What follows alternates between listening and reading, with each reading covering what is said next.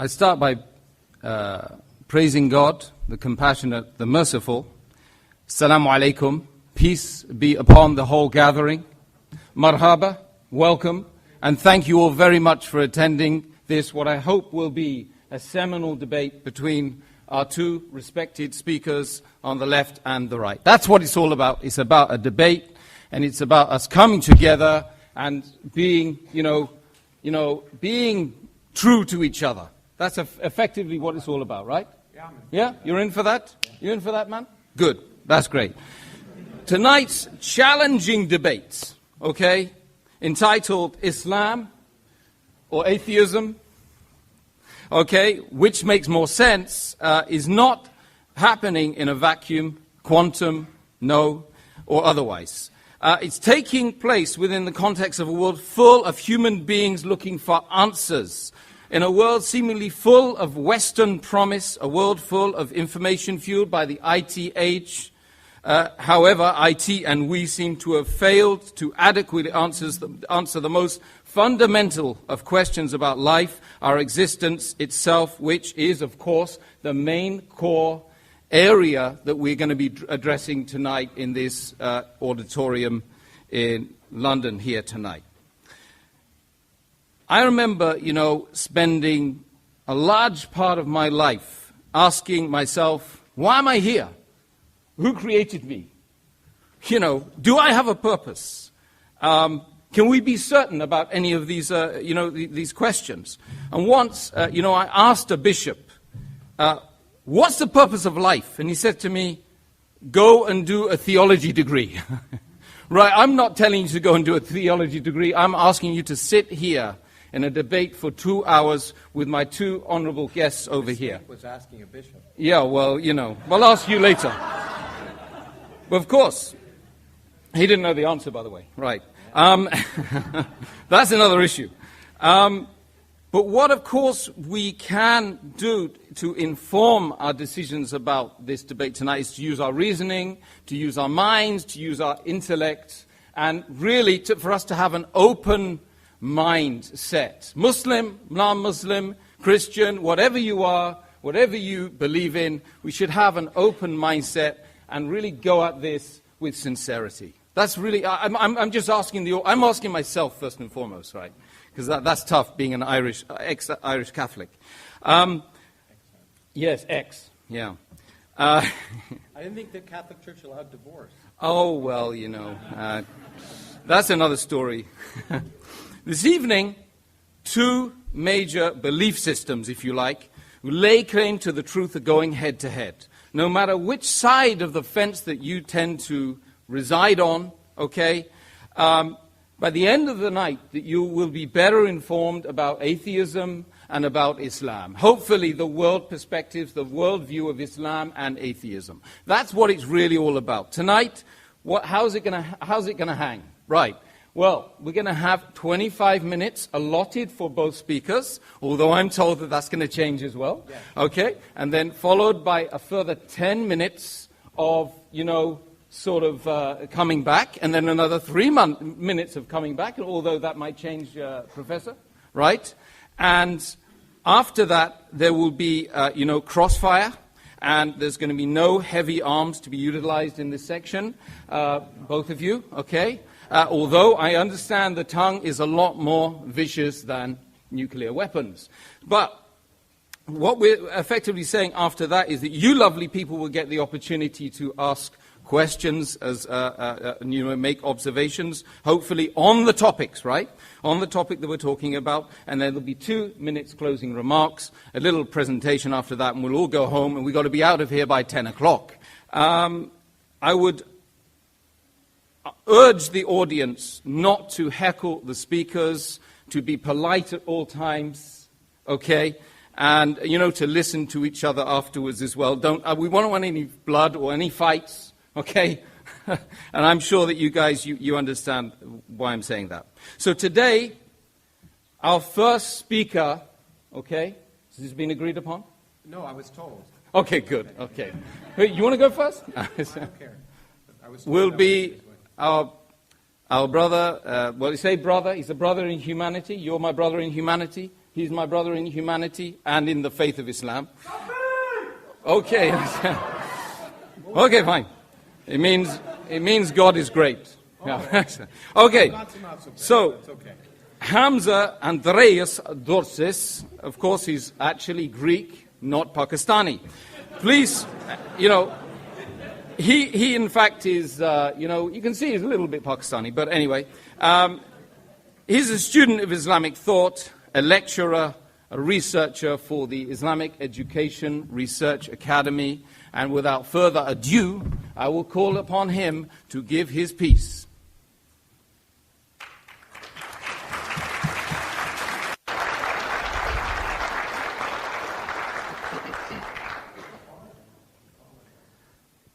إن الحمد لله والصلاة والسلام على رسول الله. To proceed, respected Professor Karaus, guests, brothers and sisters, friends, relatives, I greet you with the warmest Islamic greetings of peace.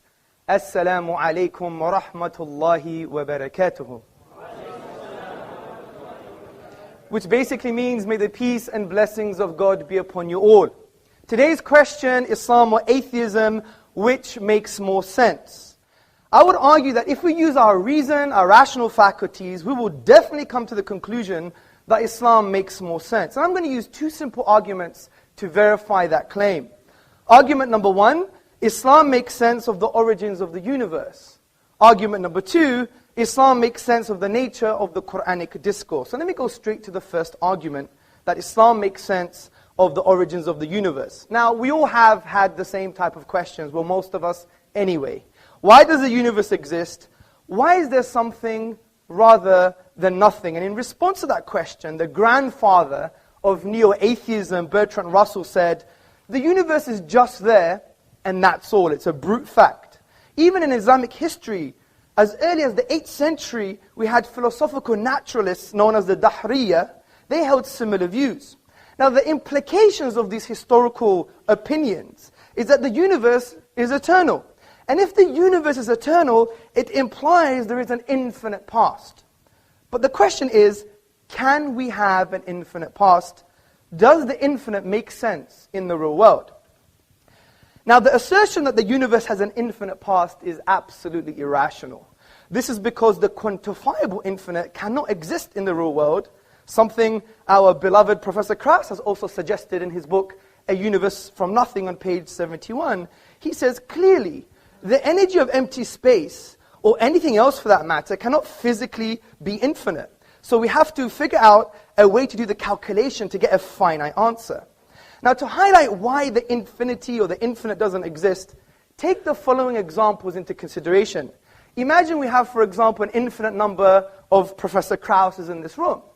And if I were to take 5 Professor Karaus away, how many do we have left? Well, some mathematicians may say, well, we still have an infinite number of Professor Karaus. Logicians will say, we have infinity minus 5. But what stops me practically removing 5 Professor Karaus away from this room? Nothing. And if I do, there should be less than infinite, but there isn't, therefore it leads to absurdities and contradictions. Take this other example into consideration. The distance between myself and Professor Karaus. We can potentially split this distance into infinite parts, but I can actually traverse the finite distance, which shows, as Aristotle, the Greek philosopher, said, that the infinite is potential, never actualized. And in light of this, mathematicians Kasman and Newman said, the infinite certainly does not exist in the same sense that we say there are fish in the sea. And this leads to our deductive argument. Now, for those who don't know, a deductive argument is a conclusion that necessarily follows from its premises. And to deny a valid and sound deductive argument is equivalent of denying reality. So listen to the deductive argument. Number 1, an actual infinite cannot exist. Number 2, an infinite history of past events is an actual infinite. Therefore, an infinite history of past events cannot exist. Therefore, the universe is finite. Therefore, it had a beginning. Now, this is a deductive argument. But we also have complementary evidence, which I call astrophysical evidence. And I'm not claiming to be a physicist. We have an established, acclaimed academic amongst us, so he could tell us the rest of the story. But what have cosmologists said? They have said, for example, Alexander Vilenkin, in his book, Many Worlds in One, which I believe is a friend of Professor Karaus, he says, with the proof now in place, cosmologists can no longer hide behind the possibility of a past eternal universe. There is no escape. They have to face the problem of a cosmic beginning. And just to note, even Professor Karaus in his book affirms a beginning to the universe. Interestingly, in Islamic thought, this has been discussed at length, and there is a unanimous conclusion that the universe is eternal. It began in the finite past, as the polymath, theologian, Ibn Taymiyyah wrote in the 14th century in his book, As-Safadiyya, so whatever is besides God, it is all makhluk, all created, originated, coming to be after not existing, preceding by its own existence. Now, since we have shown that the universe must have a beginning, there are 4 logical explanations for how the universe began to exist. Number 1, it was created via nothing.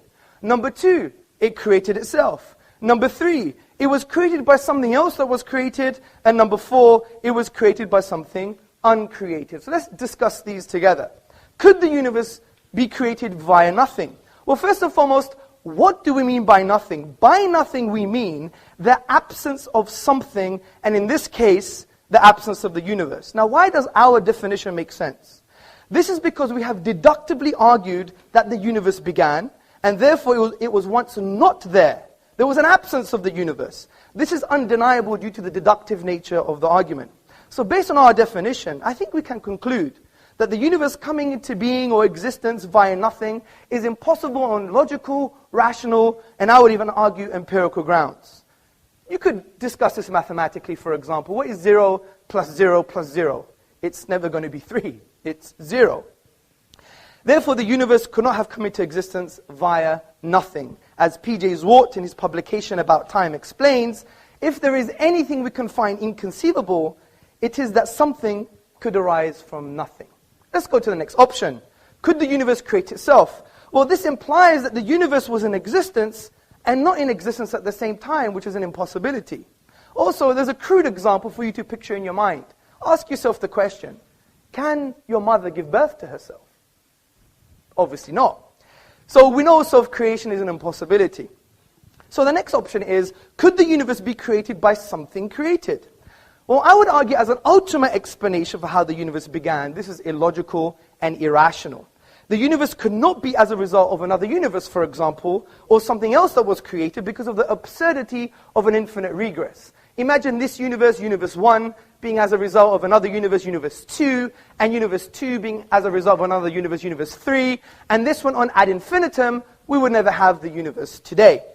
Hence, the Islamic philosopher and thinker, Dr. Jafar Idris, summarizes this point. He says, there would be no series of actual causes, but only a series of non-existence. The fact, however, is that there are existence around us. Therefore, the ultimate cause must be something other than temporal causes. So I would argue that the final possible explanation, which is the universe was created by something uncreated, is the most rational explanation. And the philosopher Abraham Varghese, in the appendix to Professor Anthony Fleur's book, There Is a God, explains this conclusion in a simple but forceful way. He writes, now, clearly, theists and atheists can agree on one thing. If anything exists at all, there must be something preceding it that always existed. How did this eternally existing reality come to be? The answer is that it never came to be. It always existed. Take your pick, the God or the universe. Something always existed. And we've argued deductively that the universe began, therefore it couldn't have always existed. Now this doesn't mean God exists. It doesn't mean Allah, Buddha, Jesus, Yahweh exists. Of course not. That's a leap of faith. We leave that to the atheists. The point I'm trying to make here is that if we continue with our rational argumentation, using our aql meaning intellect in the Arabic language, as the Quranic discourse says, أَفَلَا تَعْقِلُونَ, do you not use your brains? If we continue using our brains, our mind, we will conclude something quite profound. Number one, that this uncreated creator must be eternal by definition because he's uncreated. Number two, he must be transcendent. As Ibn Taymiyyah, the 14th century philosopher and theologian, said, he must be distinct and disjoint from the universe. For example, if I were to create this lectern, do I become the lectern? No.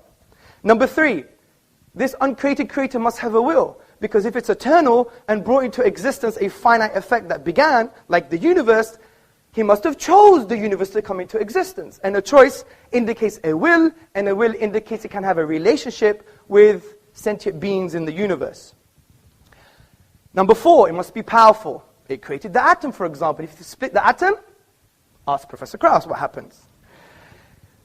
5th point, it must be perpetually knowing, because if it's eternal and it established laws, like the law of gravity, it implies it's a lawgiver. So therefore we can make the inference that it's perpetually knowing or perpetually intelligent, because it's eternal and created laws in the universe. Finally, it must be one.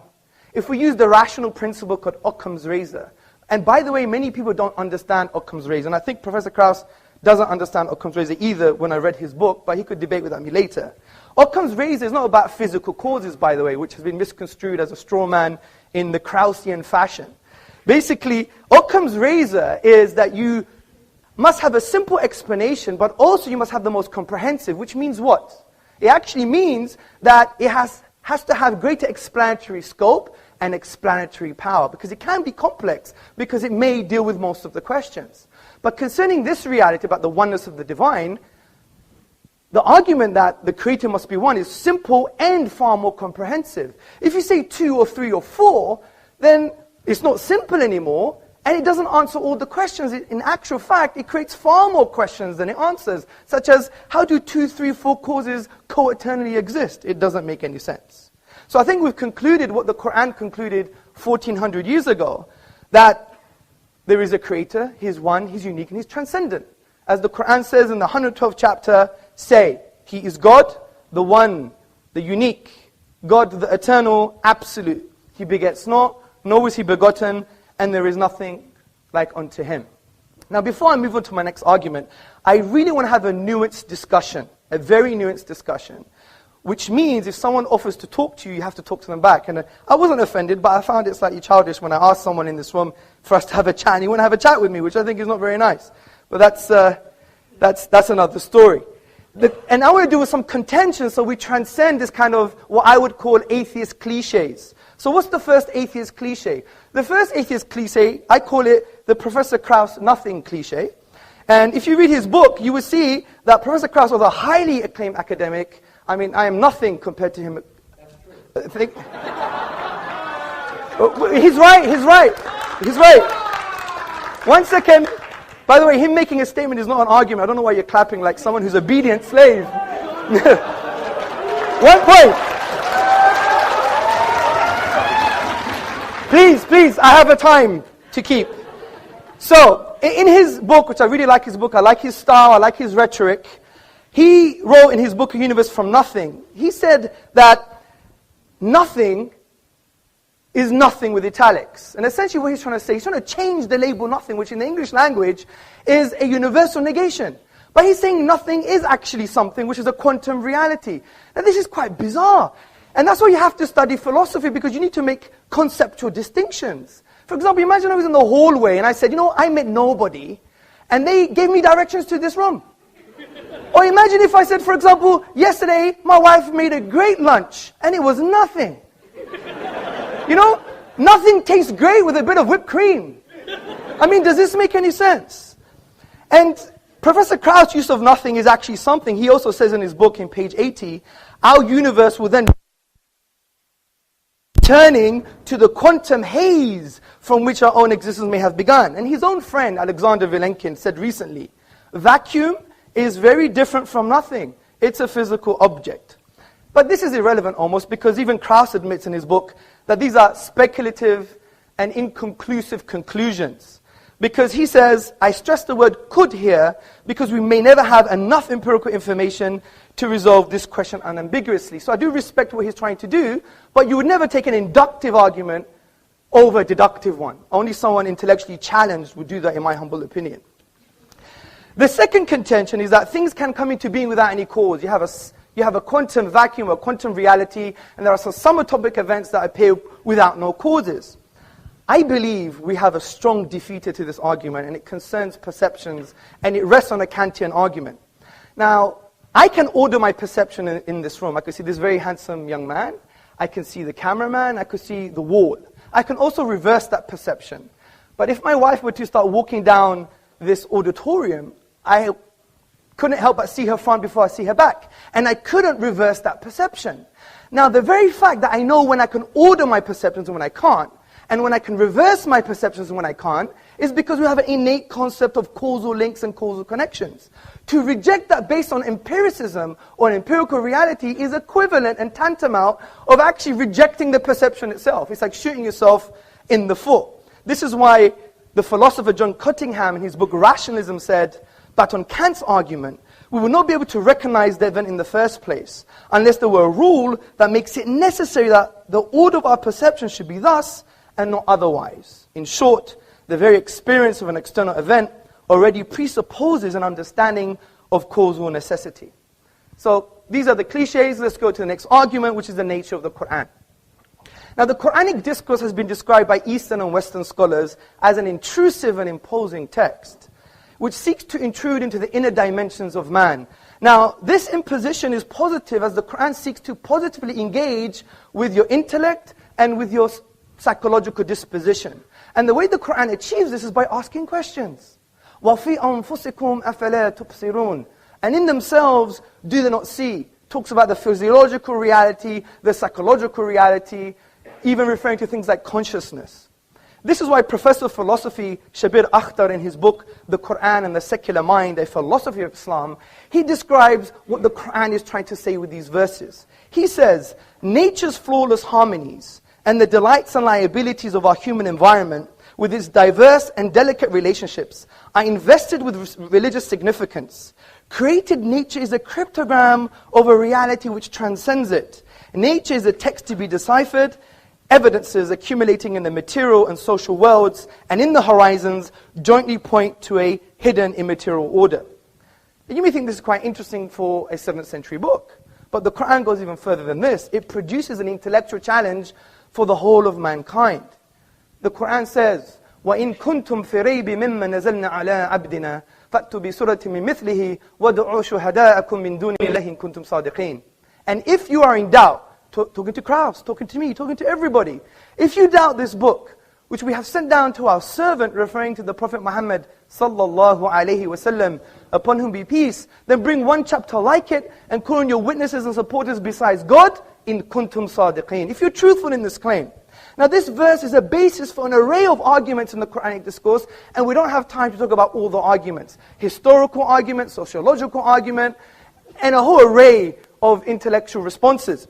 But one I want to talk about is called the inimitability and the uniqueness concerning the Arabic language in the Quranic discourse, which Islamic theologians and thinkers argue that it is a miracle. Now, before I get into that, we have to now discuss what is a miracle. We haven't defined what a miracle is. Now, the word itself linguistically comes from the Latin word miraculum, meaning something wonderful. And the traditional Western philosophical definition of a miracle, as summarized by David Hume in his An Inquiry Concerning Human Understanding, he says it's a transgression of natural law. We don't agree with that definition. Because what are natural laws? Natural laws are just inductive generalizations of patterns we perceive in the universe. If something changes from the pattern or is different, then maybe it's part of the pattern. It's just based on induction. What the profound Islamic theologians and thinkers have done, they've redefined what a miracle is based on the Quranic discourse. And they have said that a miracle is an event that lies outside the productive capacity of nature, which means when you go to the nature of the event, you exhaust all possible naturalistic explanations. And also there is no naturalistic causal link between the event and the nature of the event. And this is a far more coherent definition. Let me give you an example from the Quran itself. Now, the Quran talks about Moses, Musa, alayhi salam, upon whom be peace, and Pharaoh in the Quran. Moses was told to throw down his wooden staff, and it instantaneously turned into a live snake. Now, this miraculous event, the snake, lies outside the productive capacity of the nature of the event, the wooden staff. Because the chemical makeup of the staff is different to that of the snake. In actual fact, you have to add more stuff to the staff, if that makes sense, stuff to the staff, to be even close of creating a snake, but only the staff was used. So when we exhaust naturalistic explanations, we find there is no causal link between the staff and the snake itself. So this gives us a definition of what a miracle is. Now this applies to the Quran's use of the Arabic language, because the Quran cannot be described as any of the literary forms of the Arabic language, which include saja'ah, rhyme prose, mursal, straightforward speech, maqama, a combination of metrical and non-metrical speech, and the al-bihar, the 16 rhythmical patterns of classical Arabic poetry. Now interestingly, in classical Arabic, every expression falls within the known literary forms of the Arabic language. The Quran, however, de-scopes the Arabic language.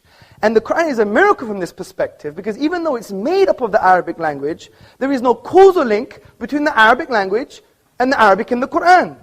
This is because when we exhaust the 28 letters, the finite grammatical rules, and the finite words, we exhaust them, we cannot produce the unique literary form of the Quranic discourse. And interestingly, from a historical and literary perspective, when attempts have been made to produce the like of the literary form of the Quranic discourse, they have all failed. As the academic Foster Fitzgerald Arbuthnot, a notable British Orientalist, states, and that those several attempts have been made to produce a work equal to it as far as elegant writing is concerned, none have yet succeeded. In this light, brothers, sisters, and friends, what we've just discussed can develop into a deductive argument. And listen very carefully. Number one, a miracle is an event that lies outside the productive capacity of nature. In other words, there are no causal links between the event and the nature of the event. Number two, the Quran's literary form lies outside the productive capacity of the nature of the Arabic language. Its literary form cannot be logically explained using the Arabic language. Therefore, the Quran is a miracle. As Professor Bruce Lawrence from Duke University in his book, The Quran, a Biography, on page number 8 said, as tangible signs, Quranic verses are expressive of inexhaustible truth. They signify meaning, laid within meaning, light upon light, miracle after miracle. So we have two key arguments that are based on deduction, not just induction. And to challenge a deductive argument, you have to challenge the premises, and I hope Professor Karaus would do that. So let's go to some contentions. What about Shakespeare? Shakespeare is unique, but this is a very shallow contention. And I even heard this from Dan Barker in our debate in Minnesota, and he didn't do his reading. Basically, Shakespeare is not unique from the perspective of the structural features of language, the literary form. Rather, it's aesthetic reception. The kind of argument we're talking about are the structural features of the Arabic language. And if you look at Shakespeare, he used the iambic pentameter, the trochaic verse, the blank verse. And many English literateurs use the same kind of structures. And if you go to the book, the Oxford Dictionary of National Biography, you will see that Shakespeare has been compared to Francis Beaumont, John Fletcher, and other playwrights. So he's not unique or inimitable from the perspective that we're talking about. Finally, the last contention is, but I'm not an Arab. How would I know? Well, we could use another argument called rational deduction. Now, rational deduction is a thinking process where you take a universally accepted statement and from that draw logical conclusions. And no one would deny universally accepted statements from academia or from authorities that are valid and sound and authentic. Because this is the realm of epistemology, the study of belief, and a valid source of knowledge is actually testimony. If you read the works of Professor Cody and Professor Keith Lehrer in the Epistemology of Testimony published by Oxford, you will see it's a grounded argument which we could discuss later. So the authentic and valid testimony concerning the Quran is, no one has been able to challenge the Quran and produce its literary form. If that is true, then we could draw logical conclusions without even knowing one letter of the Arabic language. We could say, well, could it be from an Arab? Could it be from a non-Arab? Could it be from Muhammad upon whom be peace? Or is it from the divine reality? We know it couldn't be from an Arab because they all failed, especially the best Arabs at the time. We know it can't be a non-Arab because you have to know Arabic. We know it couldn't be from Muhammad upon whom be peace because all human expression, if you have the blueprint, you can replicate it. Just look at some replicas of Picasso and Monet in art. And therefore, it must be from the divine. So from this perspective, we've dealt with some outdated cliches because I really want a nuanced and frank discussion. I really do. And I hope I do have that with Professor Karaus. I respect him dearly, and like I respect all of you. Obviously, we're going to have a pun here and there, but, you know, that's the whole point. I couldn't let Karaus get away what he did in the beginning. So from that perspective, I really want him to deal with my premises and I want him to deal with the deductive argument, and I wish him Godspeed. Thank you. Okay, thank you very much, Hamzة Tezortzis, for that expressive presentation on the Islamic worldview. We're now going to be calling upon Professor Lawrence Krauss to come back on that with his presentation, which I don't think is going to last more than 25 minutes, I'm sure of that. But just to let you know, some of you who perhaps don't know anything about Professor, he's a renowned cosmologist and a science popularizer, and is the foundation professor in the School of Earth and Space Exploration, a director of the Origins Project at the Arizona State University. He's hailed by Scientific America as being a rare public intellectual, and he's also the author of more than 300 scientific papers and 9 publications, books, including the international bestseller, The Physics of Star Trek, and his most recent bestseller entitled A Universe from Nothing, now being translated into 17 languages or more. Professor Krauss, I call upon you to respond. Well, first I want to thank the people who invited me, who've been very gracious to me, treated me with more hospitality than I've gotten in many times I've talked. So I guess it's Sabia, who I haven't met, and Obeida, who's been taking care of me for the last day or two, and Isa, who I was just working with. And so I do want to thank them tremendously. They showed me great respect and hospitality, and I want to show them and you that kind of respect. And that doesn't mean I respect ideas. Okay, some ideas are ridiculous, and that's perfectly reasonable. In fact, ridiculing ideas is what makes progress. So if I offend some of you, I don't mean to offend you personally. I may offend some of your ideas, but that doesn't bother me at all. In fact, if you confront my ideas, it will lead to a discussion. What does offend me, of course, is offending personal freedom and equal rights, and that's one of the reasons why I got upset at the beginning of this session. But that's been fixed, and I thank the organizers for that as well. To agreeing to not segregate this room in the 21st century is a great step forward, and I appreciate that. Now, I'm really shocked. First of all I've watched Mr. Tezortzis, right? Tezortzis. My Greek is pretty good, I think. Be gorgeous. Yeah, gorgeous. Well, you are rather gorgeous. Gorgeous George over here. I watched some of these, and they're always exactly the same. So I thought they'd be different this time. And it always begins with you, and I'm supposed to respond to you. And I will, to some extent, but it's hard to respond to nonsense. And in fact, the point of this is not a question, does God exist? That's not the question. It's atheism or Islam or atheism, which is more sensible, I think is what it says, or something like that. Now, I was just shocked because I thought that you wouldn't bother to try and pretend you knew science, because you don't, and we're going to go through that in real detail. Everything you said is nonsense when it comes to science, so we'll go through, and we'll have a little chat, if that's okay. Of course. Okay, good. And so I found it remarkable that you began with that kind of nonsense, and we'll continue from that. But let me just first begin with the fact that the premise of this debate is in some sense inappropriate, because it suggests two things. First of all, it suggests that Islam is something special, and it isn't. It's not special at all. It's one of 1,000 religions or more that have existed since the dawn of humanity, all of which claim divine revelation, all of which claim perfection, all of which proclaim infinite knowledge, uniqueness, beauty, etc. So Islam is just a religion like any other religion. And there's no difference. It proclaims, just as the Rig Veda did and Akhenaten in ancient Egypt, that the universe had a beginning, nothing special. Okay? There's absolutely nothing special. The question is, Islam as one of 1,000 religions, all of which make the same claims, but mutually inconsistent ones. So one of the things we know is, of these 1,000 religions, they all make mutually inconsistent claims, so they can't all be correct. In fact, at best, one of them can be correct. because they're not consistent with each other. So that means a priori, just a priori, and I like that you like that term instead of a posteriori. I've heard you say that. A priori, Islam has a probability of 0.1% of being correct. Because it's just one of 1,000 religions, and one of them at most is correct. But since they all make the same claims, it's probable that none of them are correct. So treating Islam specially is inappropriate. Then atheism is somehow, as has been described, a belief system. It's not a belief system like Islam or Judaism or Christianity or the Norse myths or Zeus or Thor or any of the other myths that have been created throughout human history.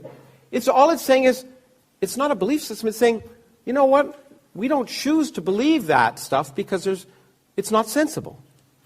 So it's not saying we believe X. It's saying, well, this myth is inconsistent with this myth, or this myth is inconsistent with what we know about the universe, and therefore, it's unlikely to be true. So what atheism is just saying, this is unlikely to be true. It's not a belief system.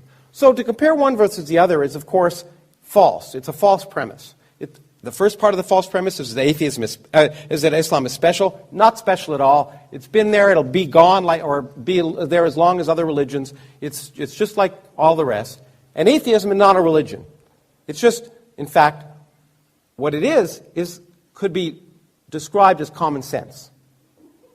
Okay, what makes sense? I will think that those things that make sense are likely, and those things that don't make sense are unlikely. In fact, that's what science is all about. Okay, so having said that there's nothing special about Islam, and there certainly isn't. I'm going to talk a little bit about. My intent, by the way, is the other thing I should say is debates. I'm an educator. It's a flaw, but it is what it is. That means I believe in actually trying to illuminate ideas and lead to discussion, critical thinking, and eventually learning things and increase in knowledge.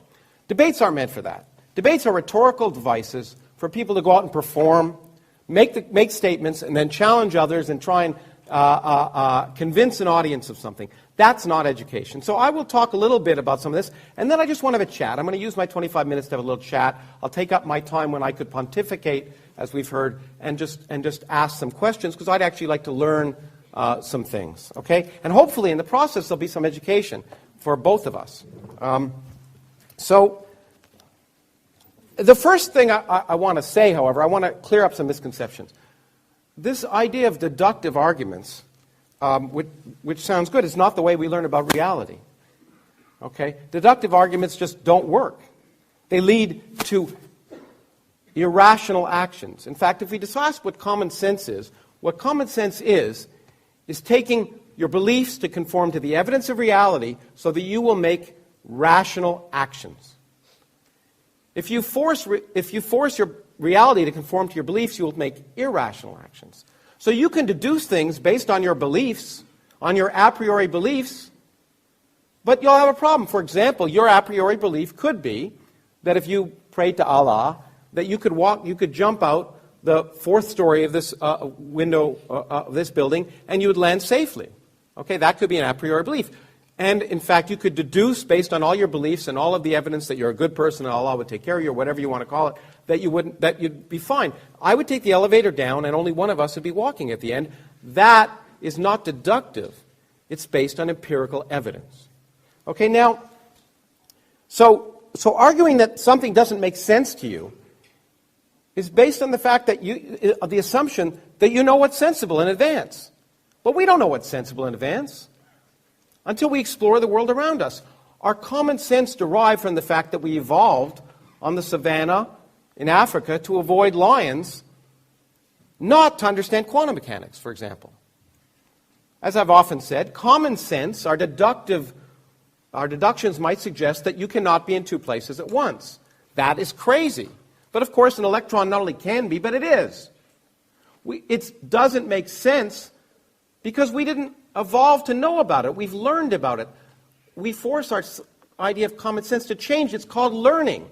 Some people would rather read an ancient book than learn. And this has been a very good evidence of that.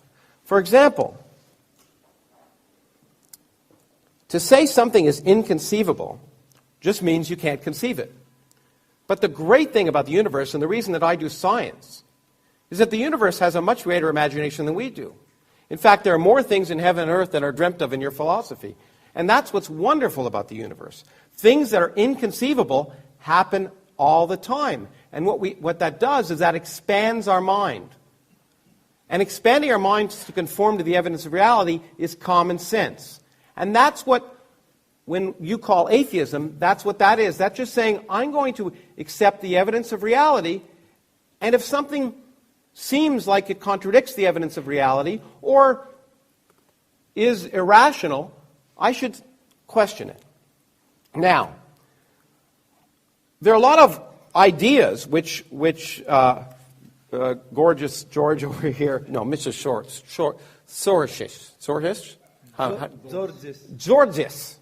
I've been to Istanbul and I'm trying to learn Turkish, but Tezortzis, Mr. Tezortzis.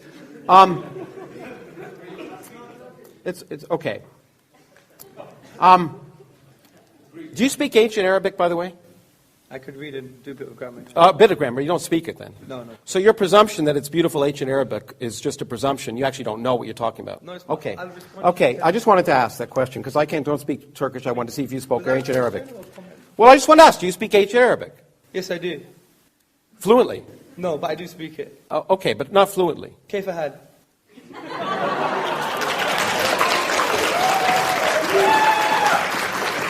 Well, you know what? There's a real language that you don't speak. It's called the language of mathematics. So let's talk about that. Let's talk about this nonsense about infinity.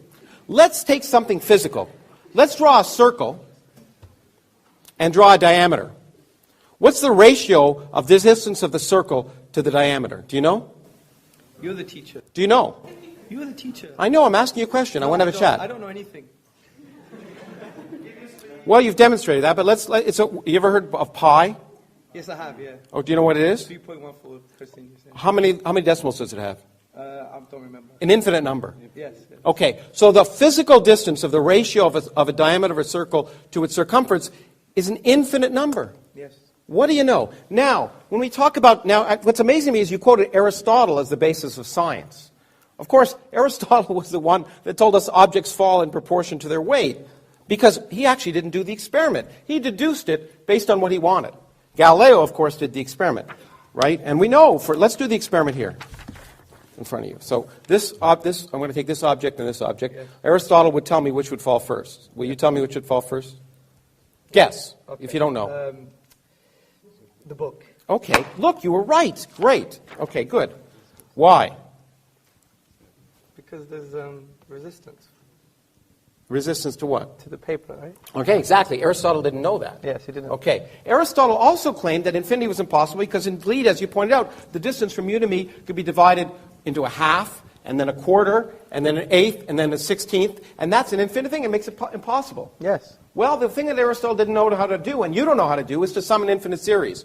1 plus a half plus a quarter plus an eighth plus a 16th adds up to 2. Yes. Okay, so that kind of argument that infinity is impossible, it just doesn't make sense mathematically. Infinities do occur. Now, it is true in my book that I said infinite density or infinite energy is a concept that appears to be in contradiction with the evidence of physics. But that doesn't apply. All infinities are impossible. In fact, space could be infinitely large. There's no presumption that space isn't infinitely large. It could be. What we now know about physics suggests it probably isn't, but there's no law of physics that says space can't be infinitely large. So this notion that you deduce that infinity is impossible because you don't like it is just not the way the world works. Because infinities happen all the time, whether you like them or not. Not only that, it doesn't lead to irrational actions. Mathematicians have a way of dealing with infinity.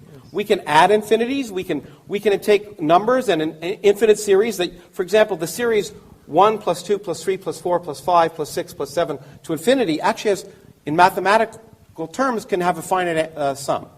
It's minus 1/12, if you wanted to know. Okay? It may not seem logical to you. It may seem inconceivable to you that the sum of a series of positive terms, each of which is bigger than 1/12, could end up being minus 1/12. But the fact that it's inconceivable to you just means you're ignorant. Thank you. Okay. Now, this idea that Occam's razor suggests, first of all, Occam's razor is not a principle of science. Okay, it's a nice idea that you should try for the simplest answer to any question, and physicists try and use that. Sometimes the simplest answer doesn't work. In genomics, for example, it would be nice if every gene, in fact, you talked about more than one cause for an effect. It would be nice if every gene, every disease was caused by a single gene. One of the reasons that genomics is so difficult is we've discovered there's a complex interaction of genes so that, in fact, that there are many separate causes of most diseases. There are very few diseases that have a single cause. But in fact, you know what is simpler than the number 1? The number 0. 0 is a much simpler reason that there's no cause. Okay, so if you really wanted to apply Occam's razor, in fact, you'd apply no causes. Now, you also use the term causality, which is a term I understand. You didn't define it. Do you want to define it? I may do. Well, why don't you do it now? I don't want to give you that favor. Oh, I thought we were going to have a chat. Yeah, but I want to have a chat, not a chat. So it's less rhetoric, more connection. No, let's have a chat. No, I think when we talk about rhetoric, we were talking about the lecture you just gave. I want to have a chat. I'm asking you a question. Do you know what causality means? You use the term. Yes. Okay. Well, I mean, if you use a term, you should know what it means. Yes. Okay, I have my you use it. definition. I have my definition. Okay. Well, I'll define it, and that's, cause precedes effects. Does that sound good? No, that's the wrong definition. In my Okay, opinion. well, I'd like to learn what it is. Well, for example, there's an interesting book about the quantum physics and causality. Mm-hmm. And the philosophers of science and scientists have disagreed on a specific definition. So they've reduced back to a fundamental definition. No. Do you want to have a chat or a chat? You quoted a book on physics. Yeah, I haven't finished yet. Physicists don't disagree about the definition of causality. Have you presumed your results here? Do you really want to connect with me as a human being? No, but... you've asked me a question, you're answering it for me? I mean, come on. You quoted physicists. Go on. I said scientists. Okay. Now, which is the same, I agree. Now, so from my limited knowledge, and I do believe it is limited, of course, is that the agreement has been on something which produces an effect, which includes, therefore, you can have something called asymmetric spontaneous causality, where the cause exists prior causally, but not prior temporally. So there is a whole range... What's prior causally, not prior temporally? Prior causally means that there is I'll give you an example. The Kantian example was you have an infinite ball that's on an infinite pillow. Mm-hmm. Now, they both, time doesn't exist here, but you're not going to say the indentation is not as a result of the ball. So there is a causal dependency there, and time is out of the window. So we could discuss causality until the cows come home, but it's not as simple as what you're trying to say in terms of that. It doesn't presume temporality, do you see? Well, I think it does. I think, again, if you think carefully about what you just did, okay. The ball doesn't create an indent in a pillow. And by the way, you used infinite. I thought we weren't allowed infinite. But anyway. It was an example. Yeah, well, it's an example of a physical example, which you said doesn't exist if it's infinite. But it doesn't matter what's infinite. A pillow here, a finite pillow and a finite ball. Yes. Okay? There's an indent. Of course there is. Yeah. Okay, was the ball there or not? Well, my example wasn't based on finitude. It was based on they're both infinite. Well, but if the ball isn't on the pillow, it doesn't create an indent, right? Yeah, of course, yeah. Okay, so it had to be... So was it put on the pillow or not? Well, that's irrelevant. You're damning the example. Well, that's a logical fallacy. No. Get the point I'm trying to say. The point is that the physical causes have physical effects. So either the ball is on the pillow or not. Now, the point about causality is that the interesting aspect of it is it's an interesting physical question. But what if there's no before? Let's take, you talked about the cosmology. So let's take general relativity, whose equations I'm sure you don't know. And I said I don't know anything. The beginning. You made it very clear that the beginning of the universe is very important. You deduced it, but in fact, deduction doesn't matter. The point is, the universe, our visible universe, did have a beginning because we can measure it. Whether we liked it or not, or whether we think it's sensible or not, it actually did have a beginning, a factor not in dispute. Our universe had a beginning. Now, however, the laws of physics tell us, right now, if we extrapolate back to the beginning, that if we took it at face value, that time didn't exist before t equals 0. So if time doesn't exist at all, the sense of cause doesn't even make sense. And this is the key point. In science, we have to realize that our common sense notions sometimes go out the window. When we observe effects, they have causes. But at the beginning of time, when time itself may have come into existence, then that question becomes a bad question. Philosophers can debate it, people can write it down, but it doesn't matter. Now,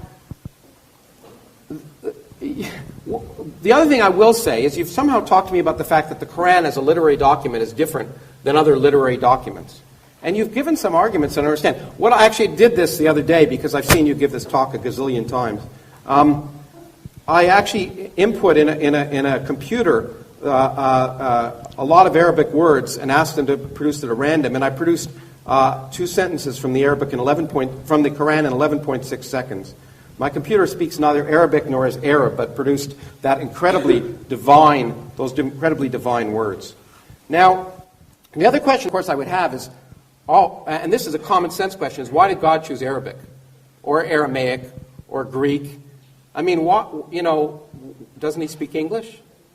Or the Americans always think he does, which is why they invented the Mormon religion.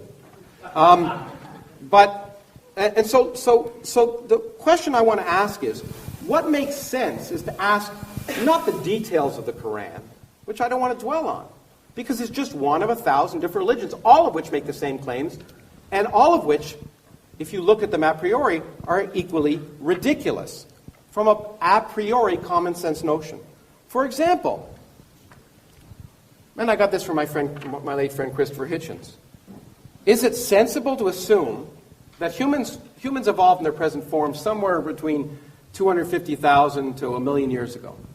So you have a God who creates a universe and has 4.5 billion years of life evolving, and then Homo sapiens evolve and live in incredibly awful conditions and for 250,000 years, and suddenly, in the middle of the desert, in a cave where no one can see it, he takes some poor schmo and says, I'm going to tell you the truth. And not only that, I'm going to allow you to save humanity.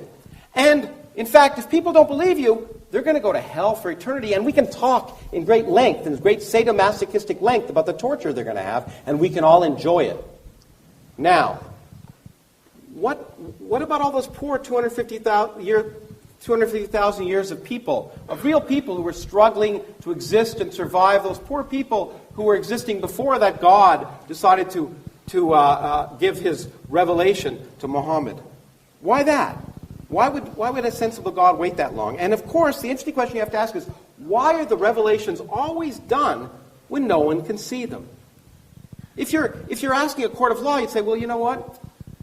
It just doesn't make sense. Why don't once it doesn't call down from the sky so everyone can hear them? Why is it always given to people in private who then claim they've had a revelation? Now, why should I believe Muhammad's revelations any more than anyone else's? In fact, there's a young woman in the United States, in my country, who, as you know, had a revelation. You may know this. She had a revelation. God told her to drown her 4 children in a bathtub. And she did. Because God told her. She heard it. She heard it. She had a revelation. It was real. She heard words of incredible harmony and beauty that she'd never experienced before in her life, and she drowned her 4 children. Okay, now she's in a mental hospital for good reason. Because there's no evidence, that a sensible person would believe to suggest that God was telling her to drown the 4 children. Now, let me ask you, do you think Sharia law should be instituted? Oh, it depends how you define Sharia law.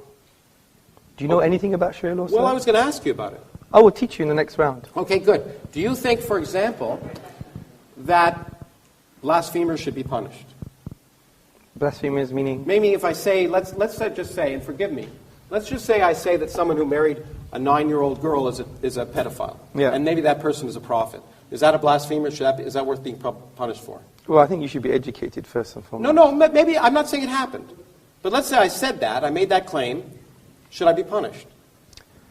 In a court of law with justice, there will be a form of punishment, yes. Okay. So what about if I openly questioned the existence of God? In fact, said openly and preached in a room that there's no God. Is that worth punishment? This is full in our history. We don't have a problem with intellectual debate and dialogue. I even mentioned the 8th century Dahriya. So if I say that Allah is not God, but Thor is God, and people should worship Thor, and I go, and that it's not blasphemous.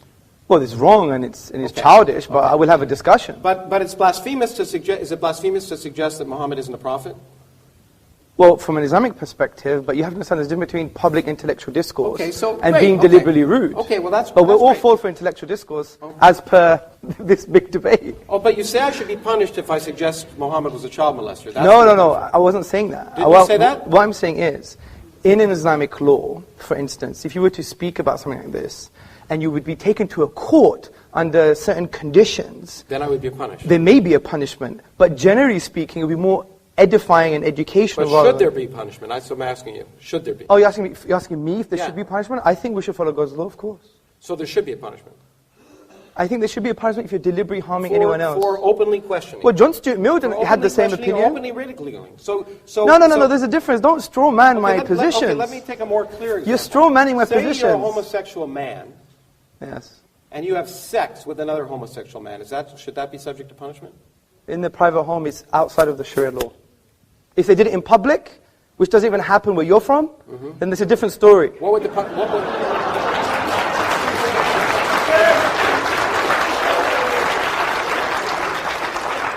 Where am I from? Where am I from? Well, you are from the United States of America. Oh, I see. And so it doesn't even happen in where I'm from. Now that's rude. But in any case, how's that rude? I thought you're an empiricist. It does happen where I'm from. All the stats. So two people in Arizona are out in the desert having sex because they really get turned on, and they're both men, and they have sex together. Yes. Okay? Is that punishable? If there's no one in the desert, no, it's not. Okay, let me ask you another question. Is homosexuality wrong? In the Islamic tradition, it's a sin. Okay, now here's an idea of why common sense should tell you that Islam, like many other religions, is not common sense. Because, of course, homosexuality is perfectly natural. In all animal species, almost, it's natural. It occurs with a 10% frequency. Okay? In fact, there are good evolutionary reasons for homosexuality. So in that sense, there's no reason and a fundamental... Why would a God who thought it was a sin make it natural among all species? I don't think the sheep, by the way, which 10% of sheep are long-term homosexual relationships. Okay? Why would a God who thought it was a sin create sheep who don't have a soul, who aren't able to think about it, be homosexual? That's the kind of nonsense that we have to ask, and the only way we can determine if it's nonsense is by looking at the world around us, not by deducing it, not by listening to the words of ignorant individuals and Iron Age peasants who didn't even know the Earth orbited the sun. Wisdom and learning comes from observing the world around us, and we shouldn't take our wisdom from people who didn't even understand the way the world worked. Thank you.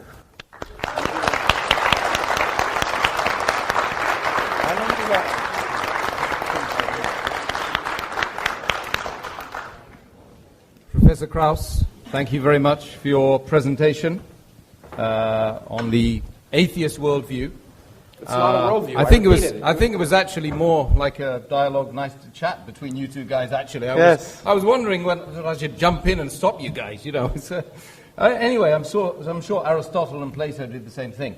But now we've got something to sort of come back on from Professor. He's given a lot of food for thought.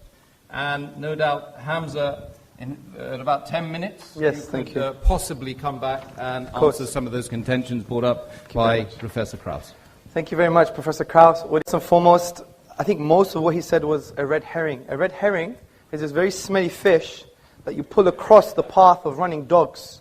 And the reason it was a red herring, because he said that I spoke about science. I specifically said... He knows better than I do. I specifically didn't use it as my key argument for the finitude of the universe, and he wanted to correct me on something that I didn't even mention myself. This is what you call, not rhetoric, not intellectual argument, it's what you call sophistry. It's rhetoric with crap, frankly. Now, and I'm not saying it to be rude, because it's a typical Kraussian fashion. A Kraussian fashion trying to win over the whole audience, make a hoo-ha in the beginning. And imagine I did that when I walked into, one day I had interfaith dialogue. And imagine I walked into a Jewish mosque or a hall that was public, And I basically said, I don't want to do things your way, but I want to discuss with you, but I'm not going to do things your way. Is that tolerance? Is that how you connect with other people? He wants to know about our tradition, but he won't even ask them, why do you have this? And another straw man, justice and equal rights. You think they're saying that because they don't have any justice or equal rights? My wife is up there, ask my wife. What's the matter with you? See, these presumptions from Fox News, you're an academic, but when you talk about Islam, it's based on the Fox News narrative, and I'm going to expose this in a minute. Now, the first point I want to make.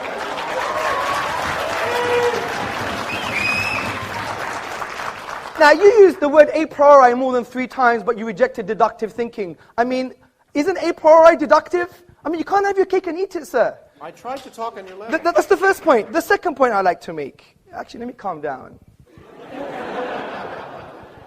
The second point I would like to make is that, see, we're not rejecting inductive arguments. Of course we're not. You're forgetting the inductive method, the scientific method. Do you know where it came from, sir? Do you know where it came from? I know, in fact, there's a remarkable scientific mathematical tradition in the Arab world, if that's what you're going to talk about. I'm going to talk about Ibn al-Haytham in his book on optics. Sure. Yeah. Read the works of David Lindbergh and others, historians of philosophy and science. And they say it came from Islam. You know why? Because Islam doesn't reject... No, they came from the Arab world. They didn't come from Islam. Well, let me give you the link. Let me give you the link. Okay? أَفَلَا يَنْظُرُونَ إِلَى الْإِبِلِ كَيْفَ خُلِقَتْ. Have you not seen empiricism, the creative thing like a camel, and how it was formed or how it was created? This was the basis and this was the poetic justification for the entire scientific method. As Muslims, we go where the science takes us. But we're not stupid. Deductive arguments, they are necessarily true. If you wanted to discuss my argument, you had to break down the premises, which you didn't. You just talking about the infinite and the circle and the circumference. I knew we were going to do this because it's all mathematics.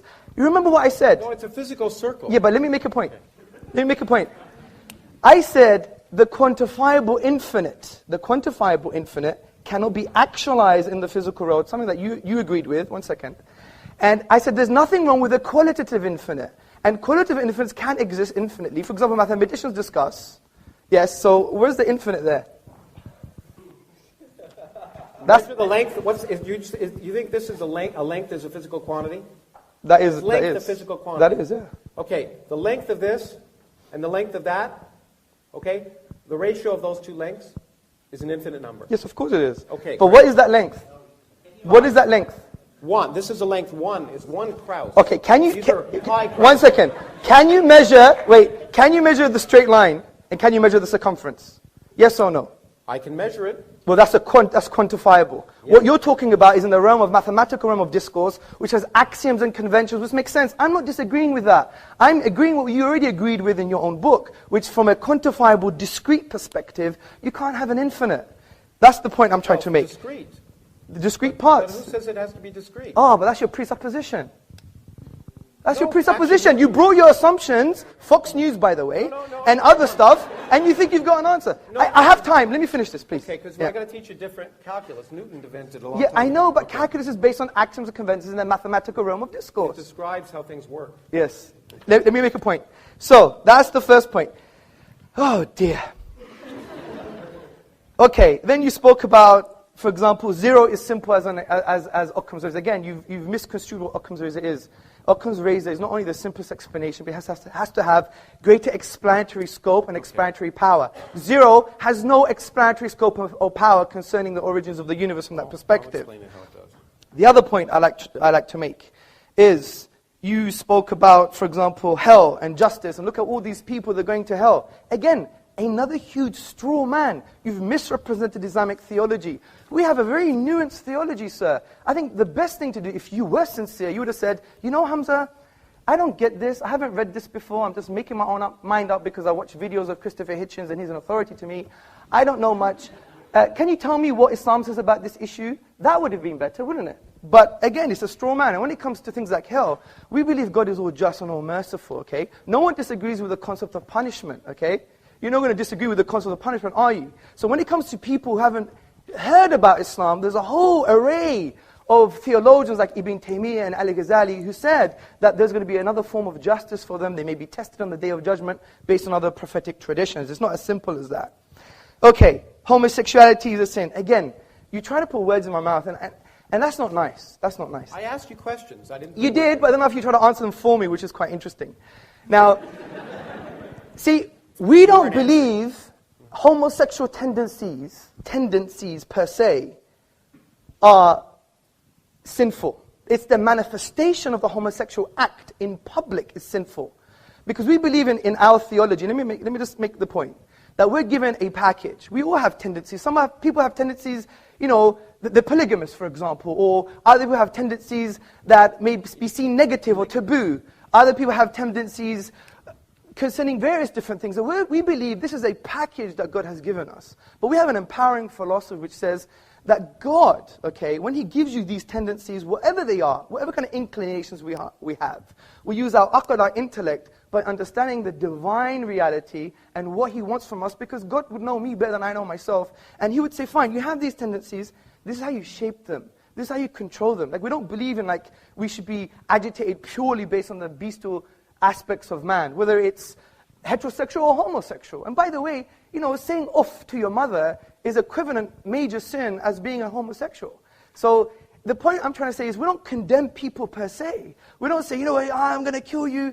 We appreciate every human being. They have spiritual needs, but we're not going to make up our own religion. We're not going to follow the Krausian religion, whatever he says. We're going to follow the divine reality. If he says homosexuality is a sin, it's a sin. Just like drinking alcohol is a sin for the Muslim. Or, for example, being harmful to human beings is a sin. Right? Just because I have a tendency and I'm a martial artist and I want to harm people, does that mean now, you know, God is wrong just because I have that tendency? I mean, that's not right. Anyway, I'm still looking for some strong counter-arguments you made to my points.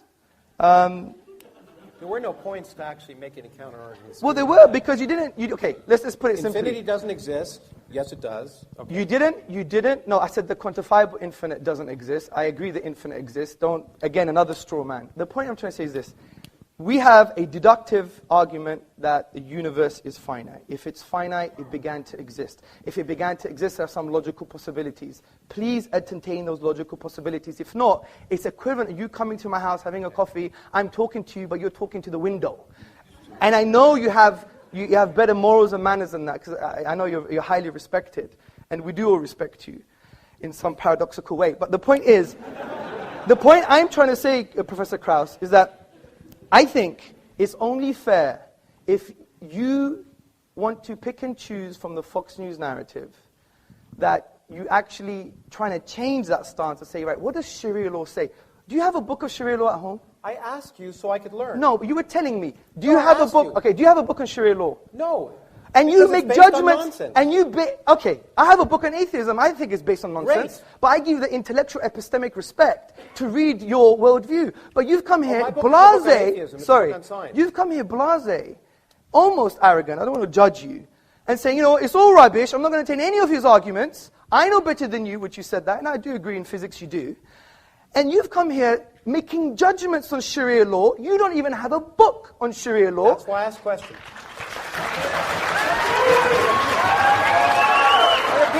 And the point is... Look, I'm sorry, that's why I asked questions. I asked you questions so I could learn. I asked what you thought as someone whose opinions I'm supposed to respect. And I wanted to know, did you think it was wrong? And I wanted to know why. There's no sense why homosexuality is wrong. I wanted to know what common sense tells you that homosexuality is wrong, except some self-proclaimed prophet telling you with no evidence. There's a different point. Okay.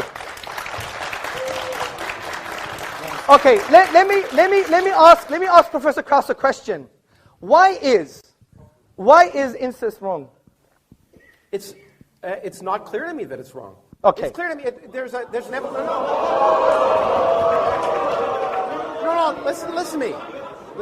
Listen to me. Wait. Let's give him the respect, please. He's got a justification. You ask me a question, and if you want me to answer, I will. Yeah, of course. Do it. Okay. The point is, most societies have a taboo on incest, and it's an empirical one. Generally, incest produces genetic defects. Yes. Okay. And so in general, there's a physiological reason and a societal one why incest is wrong. Yes. Okay.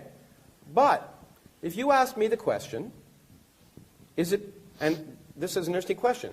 We are by the way, there's an ingrained incest taboo in almost all societies for that reason. Sure. Because societies want to persist, so it works. But if you asked me a priori, for example, the question, if a brother and a sister loved each other and used contraception, is there something absolutely morally wrong about that? And then, by the way, and it was once, and they went off and it didn't affect anything else, I'd have to think about it, because I don't think there's any absolute condemnation of that fact. If they love each other and care for each other, and they go off and it doesn't affect anything else, okay. Would I recommend it? No. Would I be particularly happy about it? But would I be willing to listen to those arguments? If they were rational, maybe. Okay, good. So, see, this is precisely the point I'm trying to make, Professor Karaus, is that I find it quite interesting. Someone who adopts an atheist position would have strong moral judgments about a religious tradition, whereas your moral judgments, at best, are relative and subjective. Now, when you look about moral theory, from an Islamic perspective, in a religious perspective, you see that objective morals, that even pointing the finger and saying, you know, you're wrong, you're nonsense, Sharia law is backward, these kind of strong emotive things, I think we can only be that emotive and strong in an objective sense if you have God as a grounding for your objective moral values. Because if you take God out of the picture, he's the only concept that transcends human subjectivity. Social pressure, you know that doesn't work. Look what happened in Nazi Germany. You know, for example, evolution makes it end up being ephemeral and empty. If you look at the philosopher of science, Michael Rules, he said, you think loving thy neighbor as thyself is like you're referring above and beyond yourself. But essentially, it has no true meaning. It's just a product of survival and reproduction. So from this perspective, you don't have an ontological grounding for objective moral truths. The best you could do, what a lot of atheists have done, is, well, we believe in moral realism, which is, moral truths are just moral truths because they are. Well, Islam just is, and the Prophet Muhammad upon him peace just is, and the Quran just is. That's not an argument. So the reason I asked you that question, sir, was to say, how on earth, from an intellectual perspective, can we point the finger at religions from a moral perspective? And especially today's been, the irony is, most of your articulation against Islam has had a moral vibe to it, not a rational one, because you didn't deal with the premises of my argument. I did. No, you didn't. You talked about infinity and... I talked about causality, infinity, the words that you were throwing out. Yes, and what did you say about causality? I said, in fact, that it's quite likely that beginning of the universe causality isn't a good question. But if you understood the physics, you'd understand it. Your presupposition of causality... No, it's not my presupposition. It is. It's time doesn't exist. Yes. Space doesn't exist. Okay, think about the statement, something produces an effect. Mm-hmm. Where is time as a definition there? Produces. No, it could be atemporal. What do you mean atemporal? You Well, explain to me clearly what you mean in a physical way. And Okay. Don't just give me English language. Give me a physical example. Okay, let me give you, like your nothing is a physical example, yeah? Well, you haven't described what my nothing is yet. You read the preface, like a number of people did, but I don't know if you got very far in the Actually, book. I read the whole book. I liked it. What's my nothing? Your nothing is... What is my nothing? Your nothing is quantum. No. It is. No. No space, no time, no laws, no nothing. But that's still a quantum haze. No. That is. No, there's no quantum. There's no universe. There's no universe. Nothing. Zero, zip, nada. So why did you say in your own book then that we will reduce to our own quantum haze? Hamza, can I Well, he took a lot of my time. Yeah. Well, did you... It's kind of dissolving into a discussion. So we'll continue the discussion. Oh, we will do. Pontificate. No, of course. Okay. Yes. Okay. Thanks very much, Hamza. Please come and sit down, brother.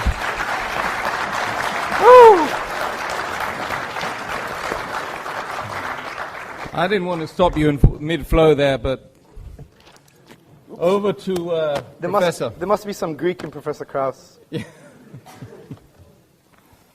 Look, okay, well, we can continue the discussion because it should be a discussion. My point is that the question, I repeat again, is what's more sensible? And what's more sensible, ultimately, is what produces more rational actions. And I'm sorry, if you talk about tolerance, I get so tired of hearing people talk about tolerance, but then I hear people talking about blasphemers. I should be allowed to blaspheme all I want, because ridicule is an important part of inquiry and discussion. Sometimes ridiculing something illuminates it.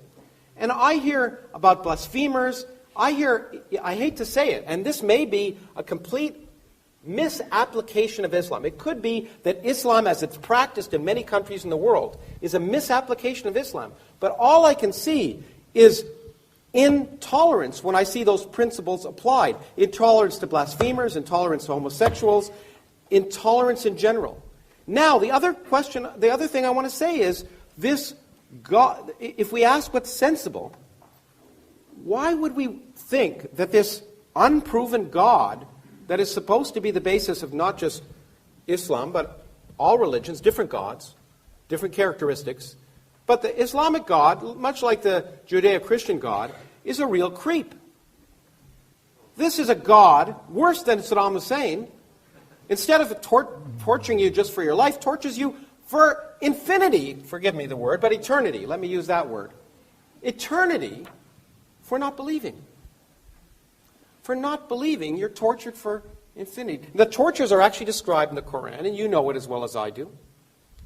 And the point is, if you just ask yourself common sense, if you were a divine being, say you had an ant colony that you made in your house, would you be offended if those ants didn't pay homage to you well, let's start with 50 times a day before Muhammad cut it down to 30 and then 5. Would you be offended if those ants didn't pay homage to you 5 times a day? And if they didn't look up to you or didn't recognize your existence, would you destroy them? No, I mean, it just seems so petty.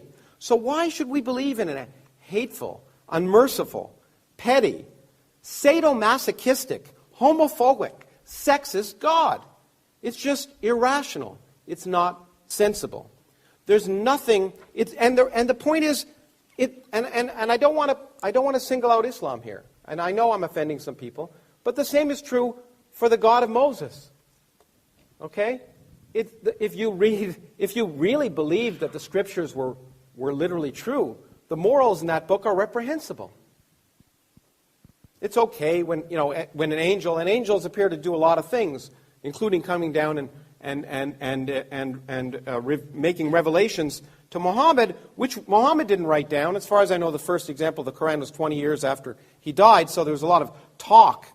And some of that talk got turned into perfect writing well after Muhammad was dead. But those angels come down. But in this case, in the case of course, Lot, as you know, the angels came down, and they were men. They came in the form of men, which I don't think is allowed in certain versions of the Quran, at least. But anyway, they did. And then they were going to be raped. So what did Lot do? Of course, he said, don't rape them. Take my daughters. Because daughters are dispensable. What kind of moral lesson is that you want to learn? Okay? Now, I'm sorry, that's in the Bible. Actually, that's from my religion. Okay, or my ancestors' religion. I have none. Okay, so those are the kind of moral lessons that I find not sensible. And so I'm happy I picked the Old Testament and not the Quran to talk about immoral intolerance. The idea of punishing people for eternity for choosing to find something unlikely is not tolerant. The idea of punishing them in vicious, evil, ugly ways for all eternity is not merciful. It is the opposite of rational common sense. Now, in terms of explanatory things, let me just spend a few minutes teaching a little bit of science. So, if you have an infinite temporal, let's say time exists beyond our universe. Let's just allow for that because it's easier to describe that. And let's say our universe, a universe can, given the laws of nature, spontaneously come into existence. Okay? Then it will come into existence. It will come into existence at some time. And the fact that it came into existence at that time need not have any reason. It need not have any reason why it was that time rather than some other time. But whatever time it happens, it will come into existence. And people can say, there's some significance to that. But it must happen somewhere at some time, and there need not be any significance, any purpose, any intelligence for why it happened now instead of then. It's guaranteed to happen at some point. Now, if you say, during that creation, there are laws, one of which is the laws of quantum mechanics, which can create a universe with zero total energy. By the way, and by creating a universe, I mean a universe that didn't exist. There was no space, there were no times, and no laws, in fact. And then you come in and you say, okay, if that universe is created spontaneously, it must be created at some time. So a universe must come into existence. In fact, an infinite number of universes can come into existence if time is infinite. Okay? It's certainly possible. Then a universe will come into existence, and you can say, let me predict the properties of that universe. Well, lo and behold, the properties of that universe happen to be exactly the properties of the universe we live in, including the structure of the fluctuations of the cosmic microwave background that collapse to produce all the galaxies and all the stars and the planets and you and me. That's explanatory. There's no explanation at that level in any way in your book. So the explanation of a universe that could come into existence from nothing without any purpose, without any planning, without any reason, is explanatory. Now, lest I be misconstrued, that is just plausible. Because we do not have a full scientific theory. But to make the claim, as I know you've often made, that because that there are certain things we will never understand, is to misunderstand science. There are lots of things we don't understand today, and that's the reason to go out and do science. It's just like Darwin said, he said, in the evolution of species, I'm describing the evolution of species. I'm not describing the origin of life. We'll never understand the origin of life. We'll no sooner understand the origin of life than we understand the origin of matter. Well, of course, he didn't realize that we'd one day understand the origin of matter. Just as I expect in your lifetime and my lifetime, we'll understand the origin of life. We'll understand how chemistry turns into biology. By doing experiments, testing, and not forcing our predilection that it's impossible. I had a debate recently where somebody said, it's impossible for non-life to turn into life. Well, that's a nice statement. It's a nice belief. And it's a belief you can have, but it's a belief that can be wrong. And that's the great thing about science, which you can call atheism if you wish. It's you're willing to change your beliefs. You're not assuming the answers before you ask the question. You're not assuming you know what's divinely right just because you interpret a certain book to mean a certain thing, and someone else may interpret it to mean something else. You will agree there are different interpretations of every book, including the Bible and the Quran. And so to presume that you know divine truth before you've asked the universe is not sensible. And I don't think I'll take any more time. Okay.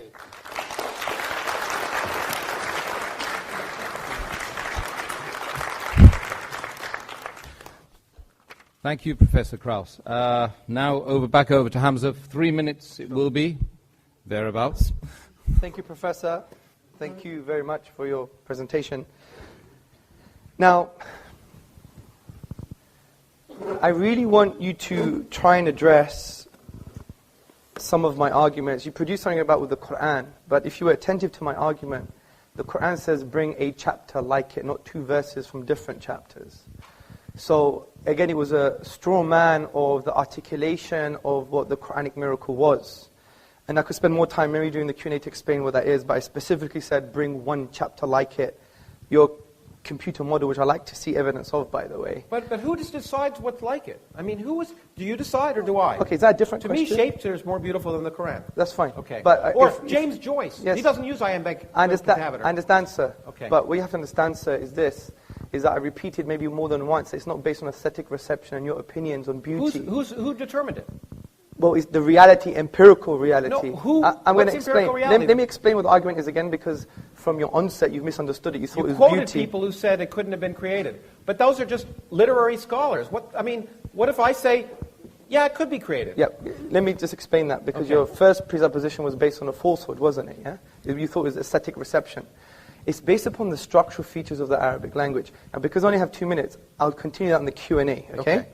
So, also you're saying about that, look, if the universe began, and we could show that maybe empirically or deductively. My focus is on the deduction here. And I don't think you really address from the infinite perspective when we said that this is based on axioms and conventions in the mathematical realm of discourse, but in discrete physical parts, as you've admitted in your book, that can't happen. So we have a deductive argument the universe began, which means it once wasn't there. Ontologically, if there wasn't a cause for that, you wouldn't have the universe in the first place. The second point I like to make... No, there's you see the photon that's lighting you up from that thing? Yes. It didn't exist before it was emitted by the electron. Yes. Okay? It didn't exist. Yes. It wasn't there. And you're saying there's no cause? It wasn't, point is, yeah, I'm saying this. What I'm saying is, there can be physical causes for physical effects. Yes. Okay, but they don't have to be, but God doesn't have to pull the photon up. Just because the photon appears from nothing doesn't require something supernatural. I agree. But okay, so if a universe suddenly comes into existence where it wasn't before, It doesn't require something But supernatural. I already gave you a defeater to the argument that you assume that when things begin to exist, they may not require any causes. And that defeater was... Not any purpose. I didn't say cause. I just said if a universe can come into existence by physical causes, Yes. where there's no universe to begin with, it will happen at some time. And your point was I it agree. happened, and therefore there's a reason No, why no, it no, happened, no. because it happened when it happened. putting- Well, if it didn't happen then, it would have happened some other time, You- and we would have had this conversation at some Let's other calm time. down. You're putting words in my mouth, okay? Okay. What I'm What did saying you to say you, then? I'm not saying things like, I'm not talking about teleology. I'm not talking about there is a purpose behind. Don't use definition. Did you not say our universe came into existence for a cause and there had to be a reason for it? No, I didn't say reason. There had to be a purpose? No, I didn't say that. I said there is a Oh, I cause. thought you said there was an intelligence. You gave a whole long argument. Oh, that's after using conceptual analysis that you agree that there is a uncreated creator or a cause that was uncaused. Now, Well, hold on, but Yeah. forget all that. I just talked about our universe. yes. Are you agreeing with me that our universe doesn't have to have any purpose or reason to create it? No, of course I'm not. I don't agree with you. Well- but that's not my argument. My argument is, deductively, was the universe once absent? Yes. Yes. If that's the case, then ontologically, which means the nature and source of reality, is that it couldn't have come into being without a cause. Well, okay. First of all, I hope it's that way because that'd be easier to understand. Yes. Okay? It's possible that it's not that way. Okay? So if it has, and you could take this out of my time if you want, I don't give a damn. The point is that maybe time exists outside of our universe, maybe Yes. it doesn't. Let's just pretend it does, and then our universe came into existence, and there was a physical cause for that. That's fine, I'm fine with that. I'm fine with our universe coming into existence for physical cause, just like that photon being created. But as I pointed out to you, it's equally possible that these notions that we have in our brains, because we're humans living at a classical level, that time exists and is a continuous flow, may break down. And if they break down at t=0, then any sense of the word cause becomes nonsensical. The word cause is a red herring in your terms. It's not worth discussing. It may not be relevant to the creation of our universe because there may not have been any time before it, and therefore this notion that every cause, every effect has a cause may be irrelevant if there's no time. Now, I don't know if that's the case, but I'm willing to ask the question, and I'm willing to do studies to see if it's reasonable. Yes. I'm not willing to presume the answer before I ask the question. Well, of course, I agree. Okay. But the point is, the presumption here is that you require time, and that there's a specific physical definition for time. Now, Well, the presumption is after t=0, you require time. That's absolutely true. The presumption that you require time at t=0, if you took the equations as they're written, time would go out the window. I don't have a contention with the physics. That's your job. No, but there's no. Yeah. But if you take it as they're written, there's no time. The time has no meaning at t=0. Okay, agreed. Great. According So there's no to cause. the physics, I don't disagree with you. Okay. I highly respect that. But all of that is inductive in nature. No, it's not. Of course, what is it based on? Is it deductive? It's based on observation. Which is inductive. Well, no, it's empirical. It's empirical. You know, the problem is it's empirical. It's Okay, based well, on what's nothing. empirical? Okay. Look, I don't care. Look, the Do you point have an infinite set of observations? Have you had an infinite set of observations? Now, if you're going to tell me I read your something you wrote which really misrepresented science, you're absolutely right. If you're going to tell me science can never tell anything with absolute certainty. Yes. Okay? That's Except things that are wrong. Yes. That's what science can tell. I agree. Science can tell us the Earth isn't 6,000 years Okay, old. good. Science can tell us that science can tell us many things, and so I don't all that disagree science- with you. Okay, I don't so the disagree fact- with you. Okay, so the fact that science can lead us closer to what is the underlying reality is absolutely true, and the fact that science can't say with anything with absolute certainty is absolutely true, except what's wrong. Yes, I agree. Okay. And it can say certain claims, for example, that the moon split in two when he was there is wrong. Now, I know you're It's going to say another that's red a herring. misinterpretation. Another red herring. I know another red herring, but certainly... Loads of fish in this room today. No. Some people, as you know, some interpreters of that thought that was the case, but they're wrong. You agree with me? That's it. Do you agree that I'm those making a interpreters different point here, that Professor. claim, okay, all I'm saying is this is a book of words, and you can interpret it many different ways, and some interpretation of those I'm going to address are that. wrong. I'm going to address that as well. But look, we're going from so many different issues. It's a typical strategy of not knowing how to respond to a particular point. Look, the point of interpretation, for example, the Quran, for example, if we read the whole of the Quran holistically, we understand that it's probably the only religious book that gives you tools of interpretation. For example, the Quran says there are some open-ended verses, ambiguous verses, and they're specified. So in linguistics, it's called intra and intertextuality. Now, therefore, it creates a scope of interpretation. Yes, I agree there's interpretation, but there are some things that lie outside of the scope because you don't know the language, you don't know the interpretive tools, you don't follow the scholarly tradition, etc. So there is, yes, I agree, a scope of interpretation, but it's fixed. So that is, in essence, the red herring. The point I want to get to What's here, different about that than, say, Christian theological's different interpretation of the Bible? well, that's There's no very difference, interesting. right? Well, for example, in the Protestant tradition, the reason they moved away from the Catholic Church is because they said, look, this is me and my book, and I could interpret the way I want. But now a lot of Protestants are coming back to the Catholic tradition because they're saying, how do I understand God's word? And that's why they see the church entity as an interpretive authority, do you see? So obviously they have their own confusions, but the book doesn't tell it how to interpret it. That's why you have the German School of Systematic Theology. The Catholic Church, which now accepts evolution, for example, would say, you're right, the book doesn't tell us how to interpret this ridiculous first But I just want to Genesis. get back to my original point, which is, so there's nothing unique about it. You keep pretending Islam is unique, and I don't see it. can we deal with a point at a time? Okay. Yeah, Okay, okay. okay. But you throw these things out. We believe And Islam if is I not don't- unique. If I don't Professor, challenge them, Professor, then they'll sound we as if don't they're believe Islam is unique. We believe it's a universal message that believes in one true God. Don't enslave yourself to your ego and your desires and the bestial aspects of man or to the social pressure, loyal because I'm worth it. So is but free Mormonism- yourself from these shackles and worship the divine, which gives you true freedom. Because if you want real liberty, interesting, the word ruh in the Arabic language means soul or self. And it comes from the triliteral soul or stem. self? Which one? Both. In different contexts, okay? Right, We soul just be is. nuanced, okay? Yeah. Not reductionist. So, What's a soul? You want to tell me what a soul is? well, when you die, you'll find out. Let me just get my point.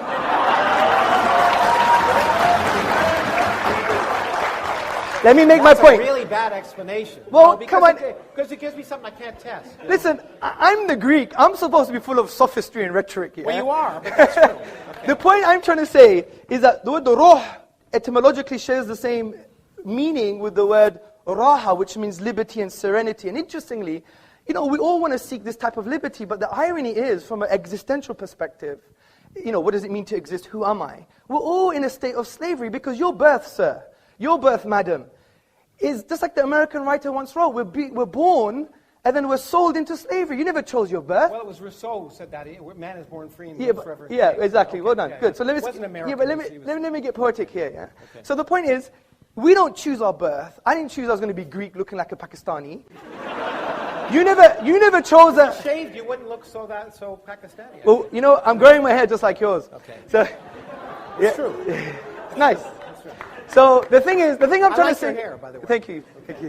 We're becoming friends now. Yeah. So the point I'm trying to say is, look, let's be nuanced about some of the narratives from religion. Like, in essence, that's how. See, you have to empathize and see the filters that the Muslim will use.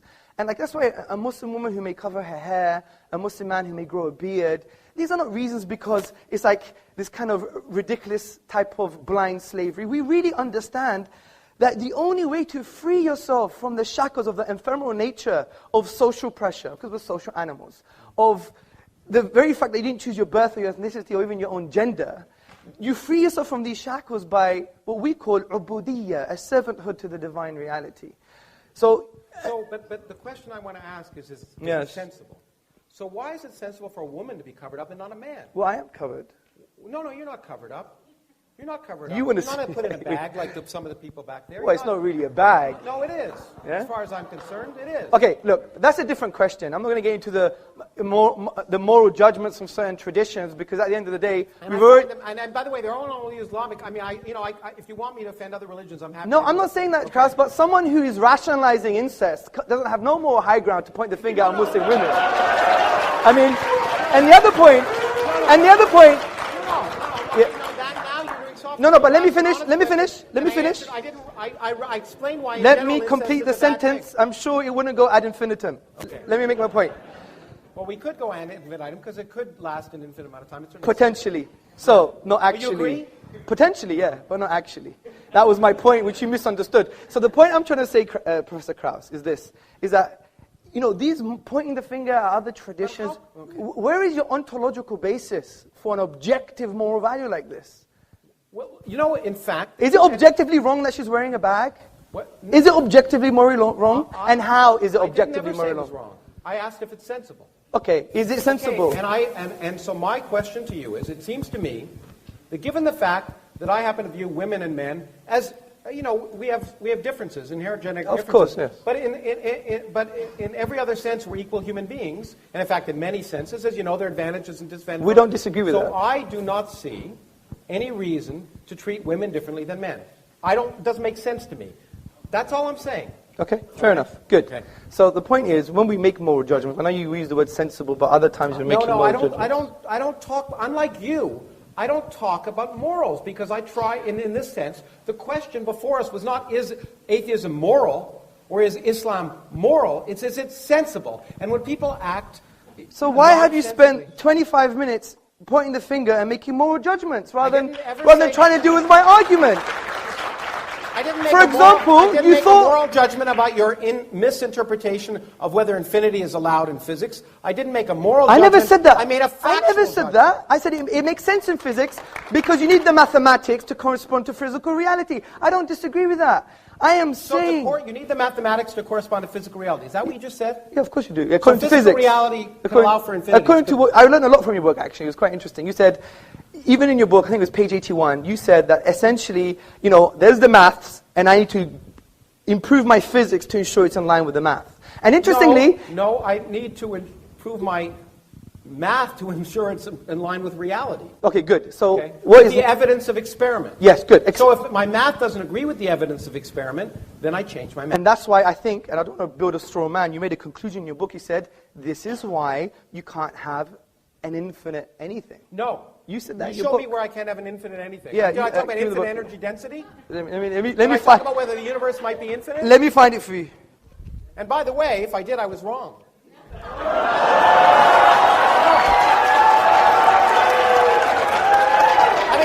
One second. That's honourable. That is honourable. That to me is the worst kind. That's honourable. No, that is honourable. I admit. Offensive about these arguments is you quote people as if what they say matters. But the great thing about science is there are no authorities. I agree. There are no scientific authorities. Everyone can be wrong, and we all are. That is honourable. That is honourable. I have people who claim to be, including Benedict, before he stopped being Pope. Yeah, 1 second. 1 second. Just bear with me. He wanted it here. It's here somewhere. No, I'm enjoying it. Yeah, please. No, this is good. This is good. Okay, so here we go. Infinity is not a pleasant quantity, however, at least as far as physicists are concerned, and we try to avoid it whenever possible. Clearly, the energy of empty space, or anything else for that matter, cannot be physically infinite. The energy of anything. No. You said... Sorry. Or anything else for that matter. The energy of anything cannot be physically infinite. Where's that there? The energy of empty space or the energy of anything else. You're reading another book now. I wrote that. Well, Mohammed may not be here to talk about the Quran, but I'm here to talk about my book. And you don't even know your own book. And my book says, I repeat. Yes, do that. I repeat. Maybe I should change it into Arabic so you understand it. But the point is, the energy of empty space or the energy of anything else cannot be infinite. Oh, okay. That's what I said. Okay, good. So really, it's suggestive of my point. No. Sorry. It didn't say space cannot be infinite. Did you get this signed, by the way? It didn't say space. Oh, yeah. It didn't say space cannot be infinite or time cannot be infinite. Good. Because they perfectly well can. Okay, good. But there's another point you made. Wait. The other point is... you're making a big mistake to try and talk... No, I'm not. You'll be happy to show me what you said if I misquote you. Listen, okay. Professor Kras, I can only read your words when you say, or anything else for that matter, means or anything else. But I know I shouldn't have... Was that paragraph about energy? Yeah, but... Okay, just ask me... Also, there's a context now, but when it comes to religion, there is no context. No, there is. But when it comes to physics, there's a context. No, I talked to you about the fact that different interpretations lead... Fair enough. I agree. I agree. People have interpreted the Quran incorrectly. I agree, Professor Kras. But listen to this. What you have to understand is this. Do you agree that the universe started at a finite time ago? Do I agree? Yes. Because you made that point. 13.72 billion years ago. Yes. It's as far back as we can go to about the first millionth of a 10 to the minus 43 or something. Well, no. Has it changed? Empirically, we know it to about a millionth of a second. Yeah. Okay, excellent. Of course Good. It started finite time good. ago. Exactly. So, that, I said, was suggestive evidence for my deductive reasoning. Okay?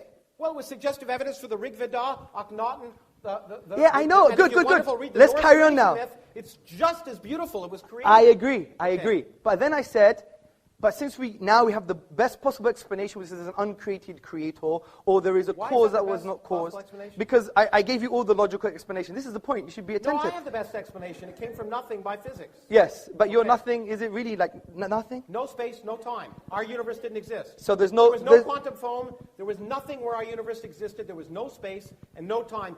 Everything we see, this room that we're in, So did not exist. when your friend Vilenkin comments on that... One second. So when your friend Alexander Vilenkin, who's a renowned cosmologist... Yeah, a good friend, A good friend. I mean, I read some of his works. It goes way beyond me. I have to admit And in that. fact, you know what? Yeah. You know what? In fact, Alex Vilenkin, as you'll read in my book, as I did, in fact, he scooped me because he wrote Yes, the he paper did. I read before that. Yeah, did, that was very interesting. Talked Yeah. about a creation of space from no space. Yes, I agree. Okay. Recently, he has mentioned that there is a spatio-temporal boundary, right? No. What has he said? Well, he is, I mean, you know, we can talk about the details of the instanton that he described in Yes, the mathematical yes, illusion, but in fact, there is no space at the central point of that. Okay, instanton. agreed. So, but, see, my main point is that this evidence is suggestive of an evidence that is what I would call far more stronger. It has great epistemic value, and I'm going to end on this. Because it has greater epistemic value, because as you admitted, the inductive method doesn't lead to certain conclusions, whereas the deductive method leads to certainty. Now, you can't get it all the often time. wrong. But no, if the premises... I can be certain about something be wrong. Can you? Yeah, I agree. But Okay. Kraus, if the premises are sound and the logic is valid, it's still certain. You still if have the to prove universe to doesn't me... respect your logic? Yeah, but Kraus, Professor Kraus, you still have to prove to me that the deductive logic I used is unsound or not valid, and you haven't done that. Well, Okay. if you don't think I have, I do. Okay, I'm really sorry to interrupt you, Professor Kraus, Hamza. You're going at it hammer and tongs, but there's a whole bunch of guys out there who want to sort of have a say, okay? Okay, guys, settle down. We're going to get the first question right now. Okay, my first question is to Professor Kraus, and this is just to sort out the sort of the whole thing we were talking about. I just opened up your page and it says, nothing is something. There you go. That's the title of a chapter. That's the title of a chapter, nothing is something, right? And you know what I meant? No, and I'm going to ask my second question now. Okay. Your whole book is based on mathematics, and mathematics, as you know, is based on deduction. No, it's based on evidence. Okay, and you use mathematics throughout your book, and you say deductive... Show me the equations in my book. Show me the equations. Are there equations? Yes, they are. Well, there are one or two. The book's 200 pages long. Okay, let me just ask my question. answer My equal first empty question square. was, you said nothing is something as soon as you open the book. Yeah. Secondly, you said deductive method, deduction doesn't work, and maths is based upon deduction. I said it may not work. No, you said it in the opening. Deduction doesn't work, and your book is full of mathematics and deduction. Mathematics is based upon deduction. So how do you... it's actually a good introduction to logical fallacies. Ooh. Professor, you want to say something? Yeah, okay. I mean, these rhetorical things are so ridiculous. But okay. I like catchy phrases. And when I said nothing is something, it's a chapter title. My point, which many philosophers don't understand, and I guess anyway, is that nothing is a physical quantity. It's not a philosophical quantity. It's not an imaginary quantity. Nothing, in physics, is the absence of something. So therefore, to understand what nothing is, you first have to ask the question, what is something? And to do that requires a lot of work. It's required all the work of the 20th century of a lot of bright people, experimentalists and physicists. So what I tried to do is explain what we mean by something so that people could actually learn what you mean by the absence of something. I tried to be very clear and accurate. So it was just, in fact, since I wasn't trying to convince people of anything, I was just trying to explain it.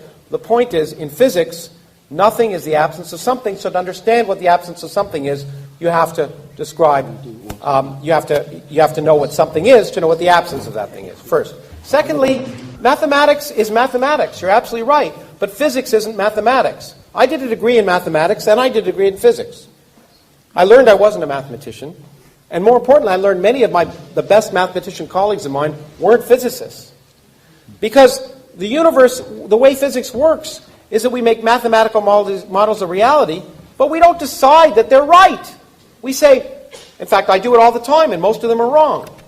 I sit on a good day trying to make a mathematical model that explains reality. They go out and test it, and 99.99% of the time it's wrong, because that's the way science works. If it didn't work that way, anyone could do it. So it's not inductive in the sense, the mathematics is a useful language. In fact, it's the only useful language to describe nature, as far as we can tell. But it doesn't, we don't decide, mathematics can describe an infinite number of universes. You can write mathematical descriptions of an infinite number of universes. Most of them are in our universe. The way we determine if they're our universe is we go out and do experiment. Science is experimental. Without experiment, pure thought leads nowhere. If you locked a particle physicist in a room and asked her to come up with a theory of reality without any experimental observation, she'd come up with the wrong answer. Okay, you didn't actually answer the question there. Yeah?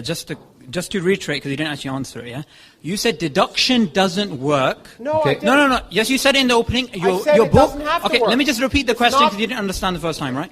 You said deduction doesn't work, and your book has mathematics. And what I want to ask you Okay, is, fine, I agree with you. Next question. Okay, what is deduction? That's my question. What is deduction? Do you even know what deduction is? Because I studied mathematics at university. You know I don't even what? think you I know don't what it really- means. you know What is what? deduction? You know what? Yeah. What is deduction? Let me just say, let me just say this, okay? You can make definitions of things. I can try and figure out how the universe works. I'll make progress, and you'll sit here. Okay, thanks very much. Next question, please.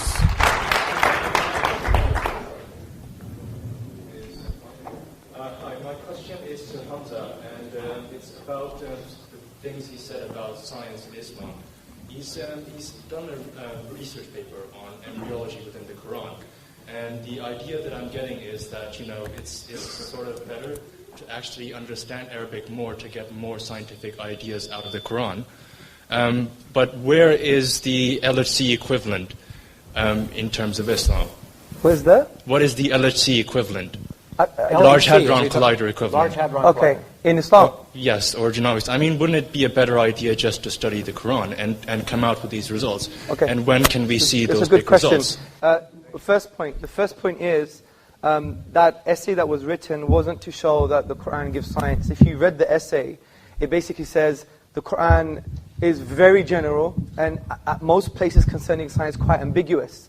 Now in Islamic theology, these verses are what we call teleological. They're there for specific ends, just to make you think. Like frankly, only someone really silly is going to think that you're going to find quantum physics and embryology in a holy book. That's not the divine. That's not the will of the Creator. And St. Augustine said for the Bible, too. The Bible isn't scientific. Yeah, but it's not a scientific book. Yeah, anyone like says it should Al-Shatibi, he was a theologian, and he said, look, this book, the Quran, is there to make you think about the most important questions about life, man, life, and the universe. Who am I? Whose am I? Why am I? For whom am I? These existential questions. And I yes, agree with that, by the way. I think it probably is that. thank you, sir. Okay. So the point I'm trying to make here from the embryology perspective is to show not that the Quran is scientific per se, but that its language is not representative of a 7th century science. That was my main point. So it's got nothing to do with the fact... Wouldn't there be more? Sorry? Wouldn't there be more science in there? No, but why should there be? My main... No, but in some cases there is, but not in terms of here are the details. It's more like, the unique thing about the Quranic discourse, for example, when it talks about natural phenomena, it will present a word, for example, and that word will have a scope of meaning. And you could check this meaning out for yourself. And interestingly, it's aligned with past errors and future accuracies as well, which is very interesting. So, yeah, but I would argue that in some cases that you do see future accuracies. However, I don't believe. Let me make my point. My argument for the Quran is not a scientific one, because I believe science, as Professor Karaus admitted and really didn't answer somehow, was that the inductive method doesn't give you certainties. So we believe the Quran we can prove deductively, and it tells us to do the science, to see how things work. We may be wrong, we may be right. So it would be only erroneous to say that something that is deductive can be proven via something that's speculative or inconclusive. And this is why I empathize with you. The current trend in our modern, what we call da'wah, propagation of Islam, is heavily reliant on science. But we have to understand what science is. That's why I wrote the essay on have we misunderstood evolution. I don't deny the science of evolution. I just go to modern academics on the philosophy of science. And there are issues, like the problem of hard or weak empiricism, the problem of induction, falsification, and so forth. So from that perspective, I think you've misunderstood the point of the paper. But I hope I elaborated. To suggest that evolution was not as well and tested a scientific idea as gravity or quantum mechanics. We make new drugs based on it. In fact, the evidence of evolution makes evolution a fact. Okay. I even addressed that. Yeah, I tried to read it, and it seemed to me that you were suggesting it wasn't. But anyway, I may have misunderstood it. So I'm willing to agree that I may have misunderstood. But that's the lesson I was getting out of it. Okay, good. Maybe we could have a coffee afterwards. Okay, we're going to go to the Jazakallah khair. We go to the next question, please. Thank you for the very emotive debate. My question is to Professor Lawrence Krauss. Why did I guess that? Okay. No, go on. Anyway. Firstly, let's not conflate science with atheism. What? Firstly, let's not conflate science with atheism, as we would all agree that science doesn't logically entail atheism. It is methodologically neutral. Therefore, my question is this. Science being a empirical method based on observation and experimentation can never answer metaphysical questions such as the existence of God. So, then it would arise, how do you, as an atheist, maintain your position? Because you've said, for example, empirically speaking, you can't say God exists or does not exist. Rationally, deductively, you've already ruled out. Therefore, how can you rationally justify your belief? How can you say it's common sense and nonsensical, please? Thank you very much. It's a good question. I should clarify that. I think it's a very good question. And so, let me call that question. Okay, let me try to clarify this. I want to more, again, emphasize that atheism is not a belief. Okay, it's not a belief. As a scientist, I don't believe anything. As a scientist, I don't believe anything. If you use the word belief, scientists shouldn't use the word belief. There are things that are more likely and less likely. In fact, in the spirit of Hamza, science can say nothing with absolute certainty. It can say something is very, very likely or something is very, very unlikely based on the evidence of experience and testing. I can't see you, but I know you're there. Okay, and so I find it easier to talk to a person. Okay, and no, stay there. I can see you now. So the question is, what is more likely? That's all atheists are saying. And the atheists are saying, look, the first thing they're saying, I mean, people who claim they're atheists, and by the way, most scientists don't think enough about God to even know if they're atheists, because God's irrelevant. God never comes up in any scientific conference, in any discussion, anywhere. It doesn't. Because, in fact, we're just trying to figure out how the universe works. You're absolutely right also to the fact that I want to stress one more time, that science, and I may slightly differ with my friend Richard Dawkins about this, I don't think a lot, science does not require atheism. And the proof of that is empirical. Since I believe empirical proof, I have several colleagues of mine who are very good scientists who aren't atheists. Therefore, since they're very good scientists and they're also not atheists, science doesn't require atheism. Now, people can hold contradictory ideas at the same time. That's one of the reasons. But science can never disprove purpose in the universe. All we can ask is, given the evidence of our observation, do I think it is more likely that there's a personal God that cares about this random planet around a random galaxy in the middle of 400 billion galaxies, in a universe in which everything we see is just 1% of the whole universe? You could get rid of us and all the galaxies and everything. The universe would be largely the same. We're a bit of cosmic pollution. It seems ridiculous to imagine, for me, based on everything I see and my common sense, to imagine the universe was created for me. That's all. Okay, thank you, Professor. Let's go to the next question. Hello, Mr. Krauss, and assalamu alaikum, Mr. Tezortzis, for a very good talk. I just have a question for Hamza. So you started off talking about infinity, and I mean, a lot of these arguments were sort of William Lane Craig type arguments, who, by the way, Fox News loves. Now, my question is, we've got a guy here who's written 300 books in astronomy, cosmology, whatever, and I mean, there is a lot of talk about Islam, about the Quran having scientific evidence behind it, cosmologically as well. Why didn't we ask him these questions? Why didn't we say, well, I don't know, you said that, you don't know, so why not ask him? He's there. I mean, why not? This is a forum for conversation. Why didn't we have... Well, I didn't hear one time, except for when you mentioned quantum vacuum, where he explained to you what quantum vacuum is. Yeah.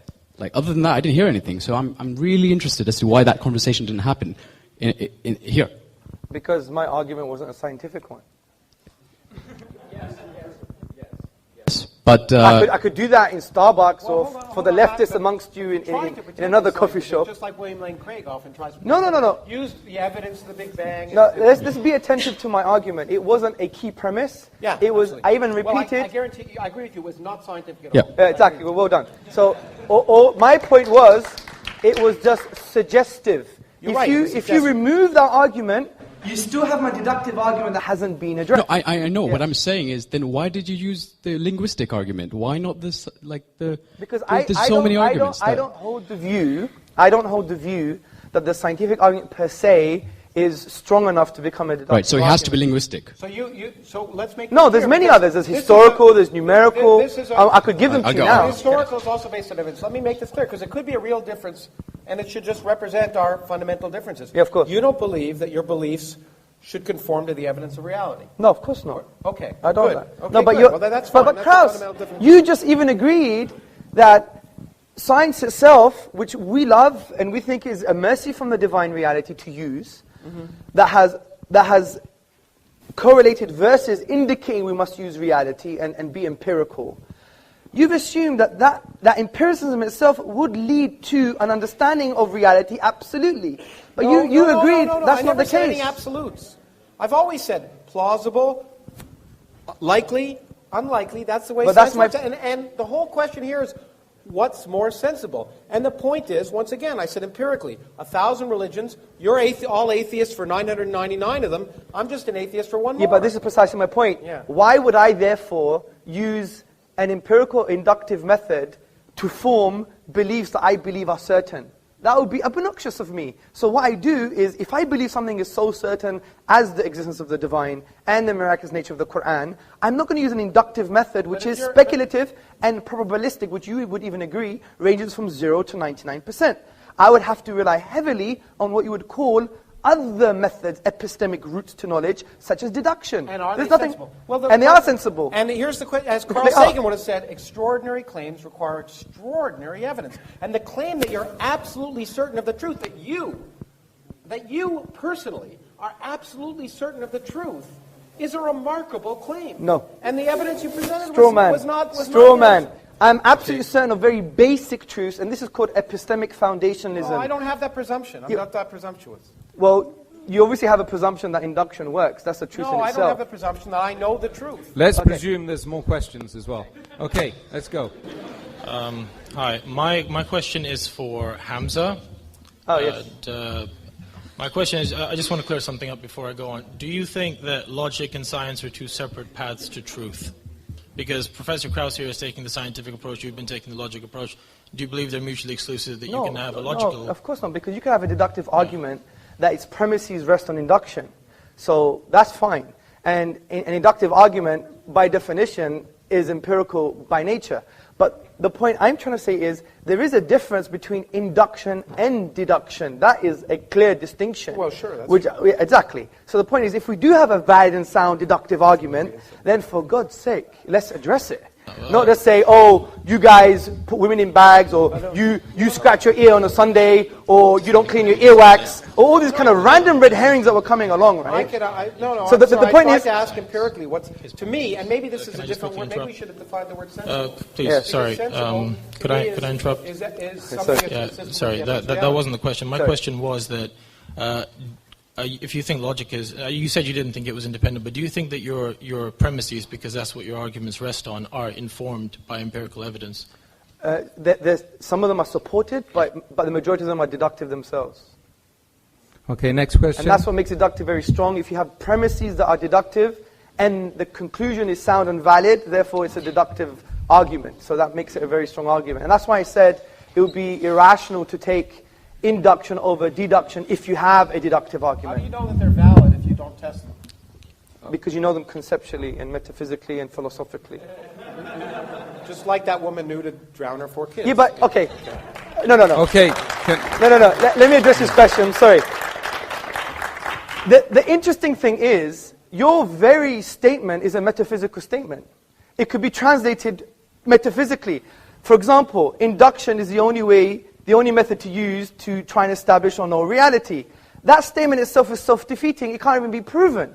by empiricism. It's an inductive statement.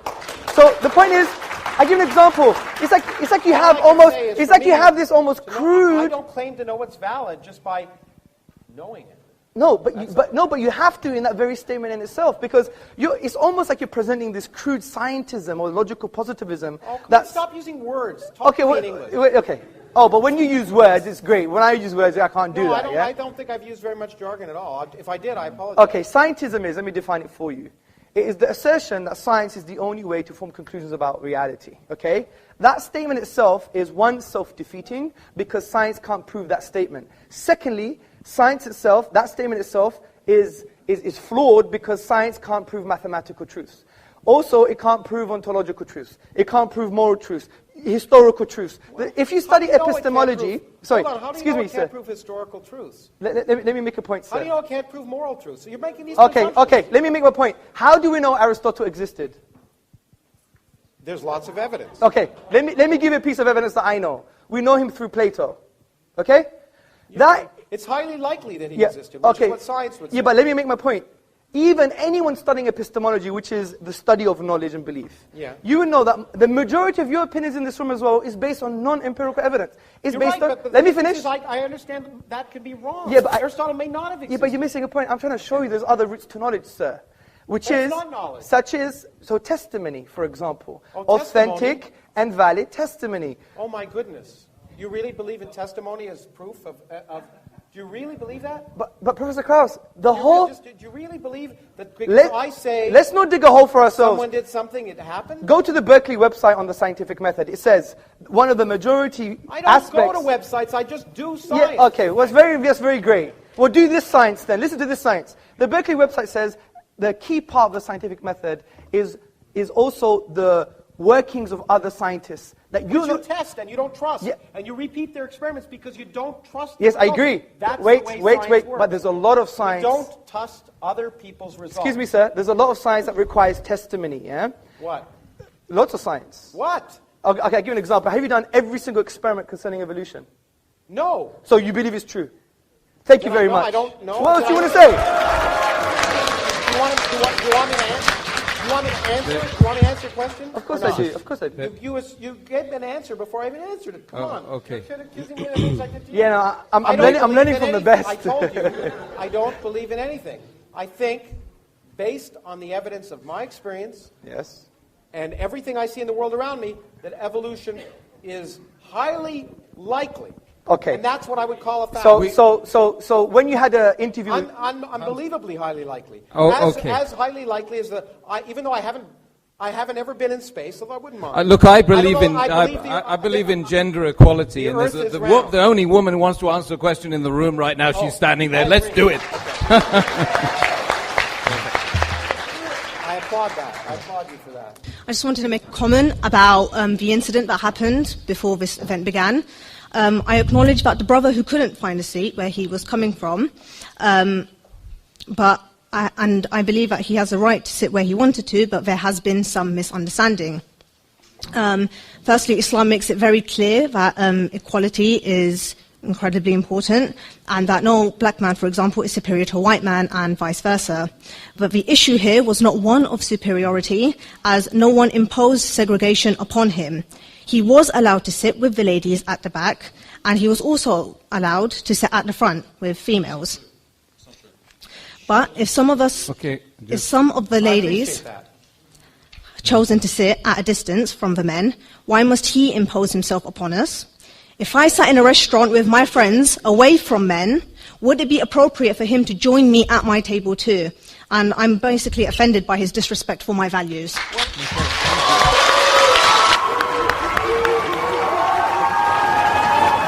Okay. Let me respond. Although I'm not the organizers, let me respond. Look, the point is, as I said, I don't think people should be uncomfortable. Okay, and they should move if they're uncomfortable. However, you chose to come to an event that wasn't segregated. If you felt uncomfortable by that, I think you have the right not to be here and watch it on video. But you chose to do that, and therefore. And I realize that you may be uncomfortable with sitting with men, and I respect that. you shouldn't be forced to do that. But if you choose to go to a hockey game or a what do they call it here, football game, which is really soccer, then you subject yourself to the social conventions of the time. So I respect your desires, and I don't want you to be forced to do that. And in fact, you should have moved away if it was offensive. But the point is that this was a non-segregated event, and you knew that coming in, and you therefore were subject to the possibility that you might be near someone, and that was your choice. Thank you very much.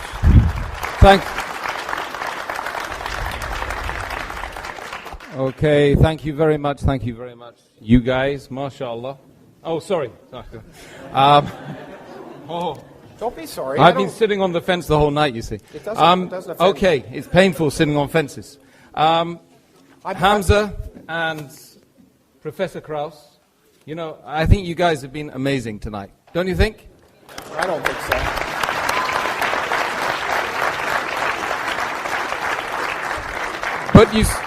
But you still got to convince the audience up there, so you've got 2 minutes each. Oh, well, no, I'm glad we had more dialogue than, as I once said, because I just think the debate format is a stupid format. Forgive me. It just doesn't lead to the kind of interaction. Actually, there's been some positives that have come out of the fact when Hamza and I have talked that have been much more positive than when people make these rhetorical long statements and try and define things and try and sneak the other person into some logical contradiction. It's just not good for education. My intent, and I'm sure I've offended people here, my intent was not to offend. I always offend, and I offend some of my scientific colleagues too. My intent was just to raise questions and encourage people to think about issues. And for that, I hope that some of the statements I've made will cause people to think. And indeed, my whole point is that given access to information, and I believe you should get access to information about the world really works, which is why I write scientific books and I speak, because I think these are some of those beautiful ideas people have ever come up with, that we shouldn't be afraid of them, we shouldn't fear them, we shouldn't view them as if they offend our beliefs, that's a good thing, because it means our beliefs are wrong. And that, as I say to students all the time, is the greatest gift we can have. Changing our minds and learning is what's produced the progress that allows this room to happen, that allows these video cameras to be recording things. So I just hope that as I hope I am willing to change my beliefs or change my mind in the presence of evidence and get information, that I hope that some of the things I've said has spurred your thinking, and I certainly don't want to convert you into anything. And so, thank you for listening. Hamza? Oh dear. You know what? Something inside me thought I knew it would be like this, because when I watch Professor Karaus, although I disagree with him, I love his style. And my dad would love your style as well. It's like, I don't care, I'm going to be me, get over it. Wow. So I do respect that. Good. And the other thing I do respect... You're that way too, don't you think? Yes, we're the same. Okay, well, then we're the same. That's why there was like almost an explosion here on atomic levels. Yeah? I mean, interestingly, we have a lot in common. We both like Star Trek. So, I know it's not real. You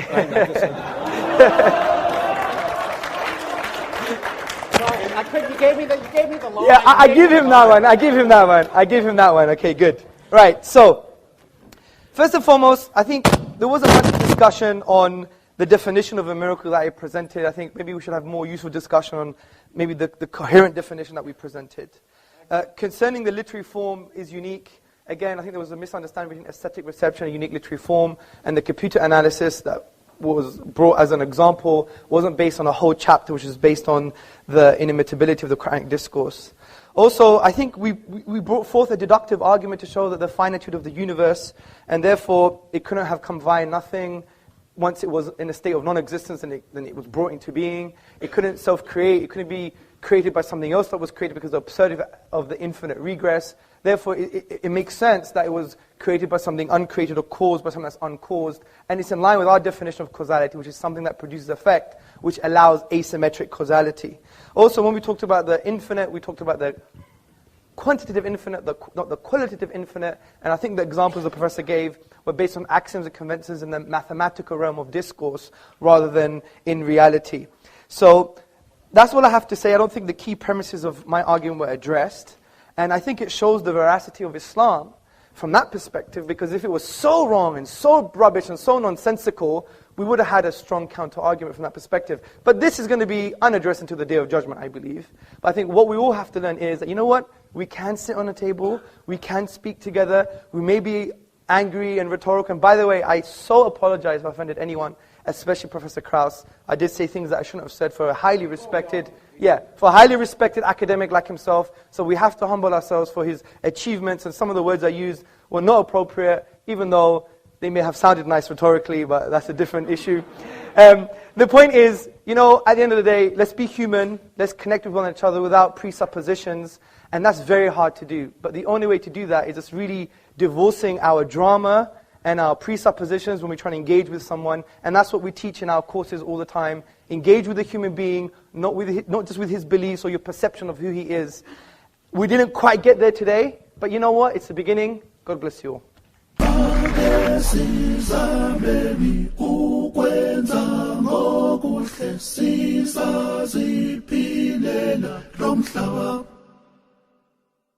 Magesiza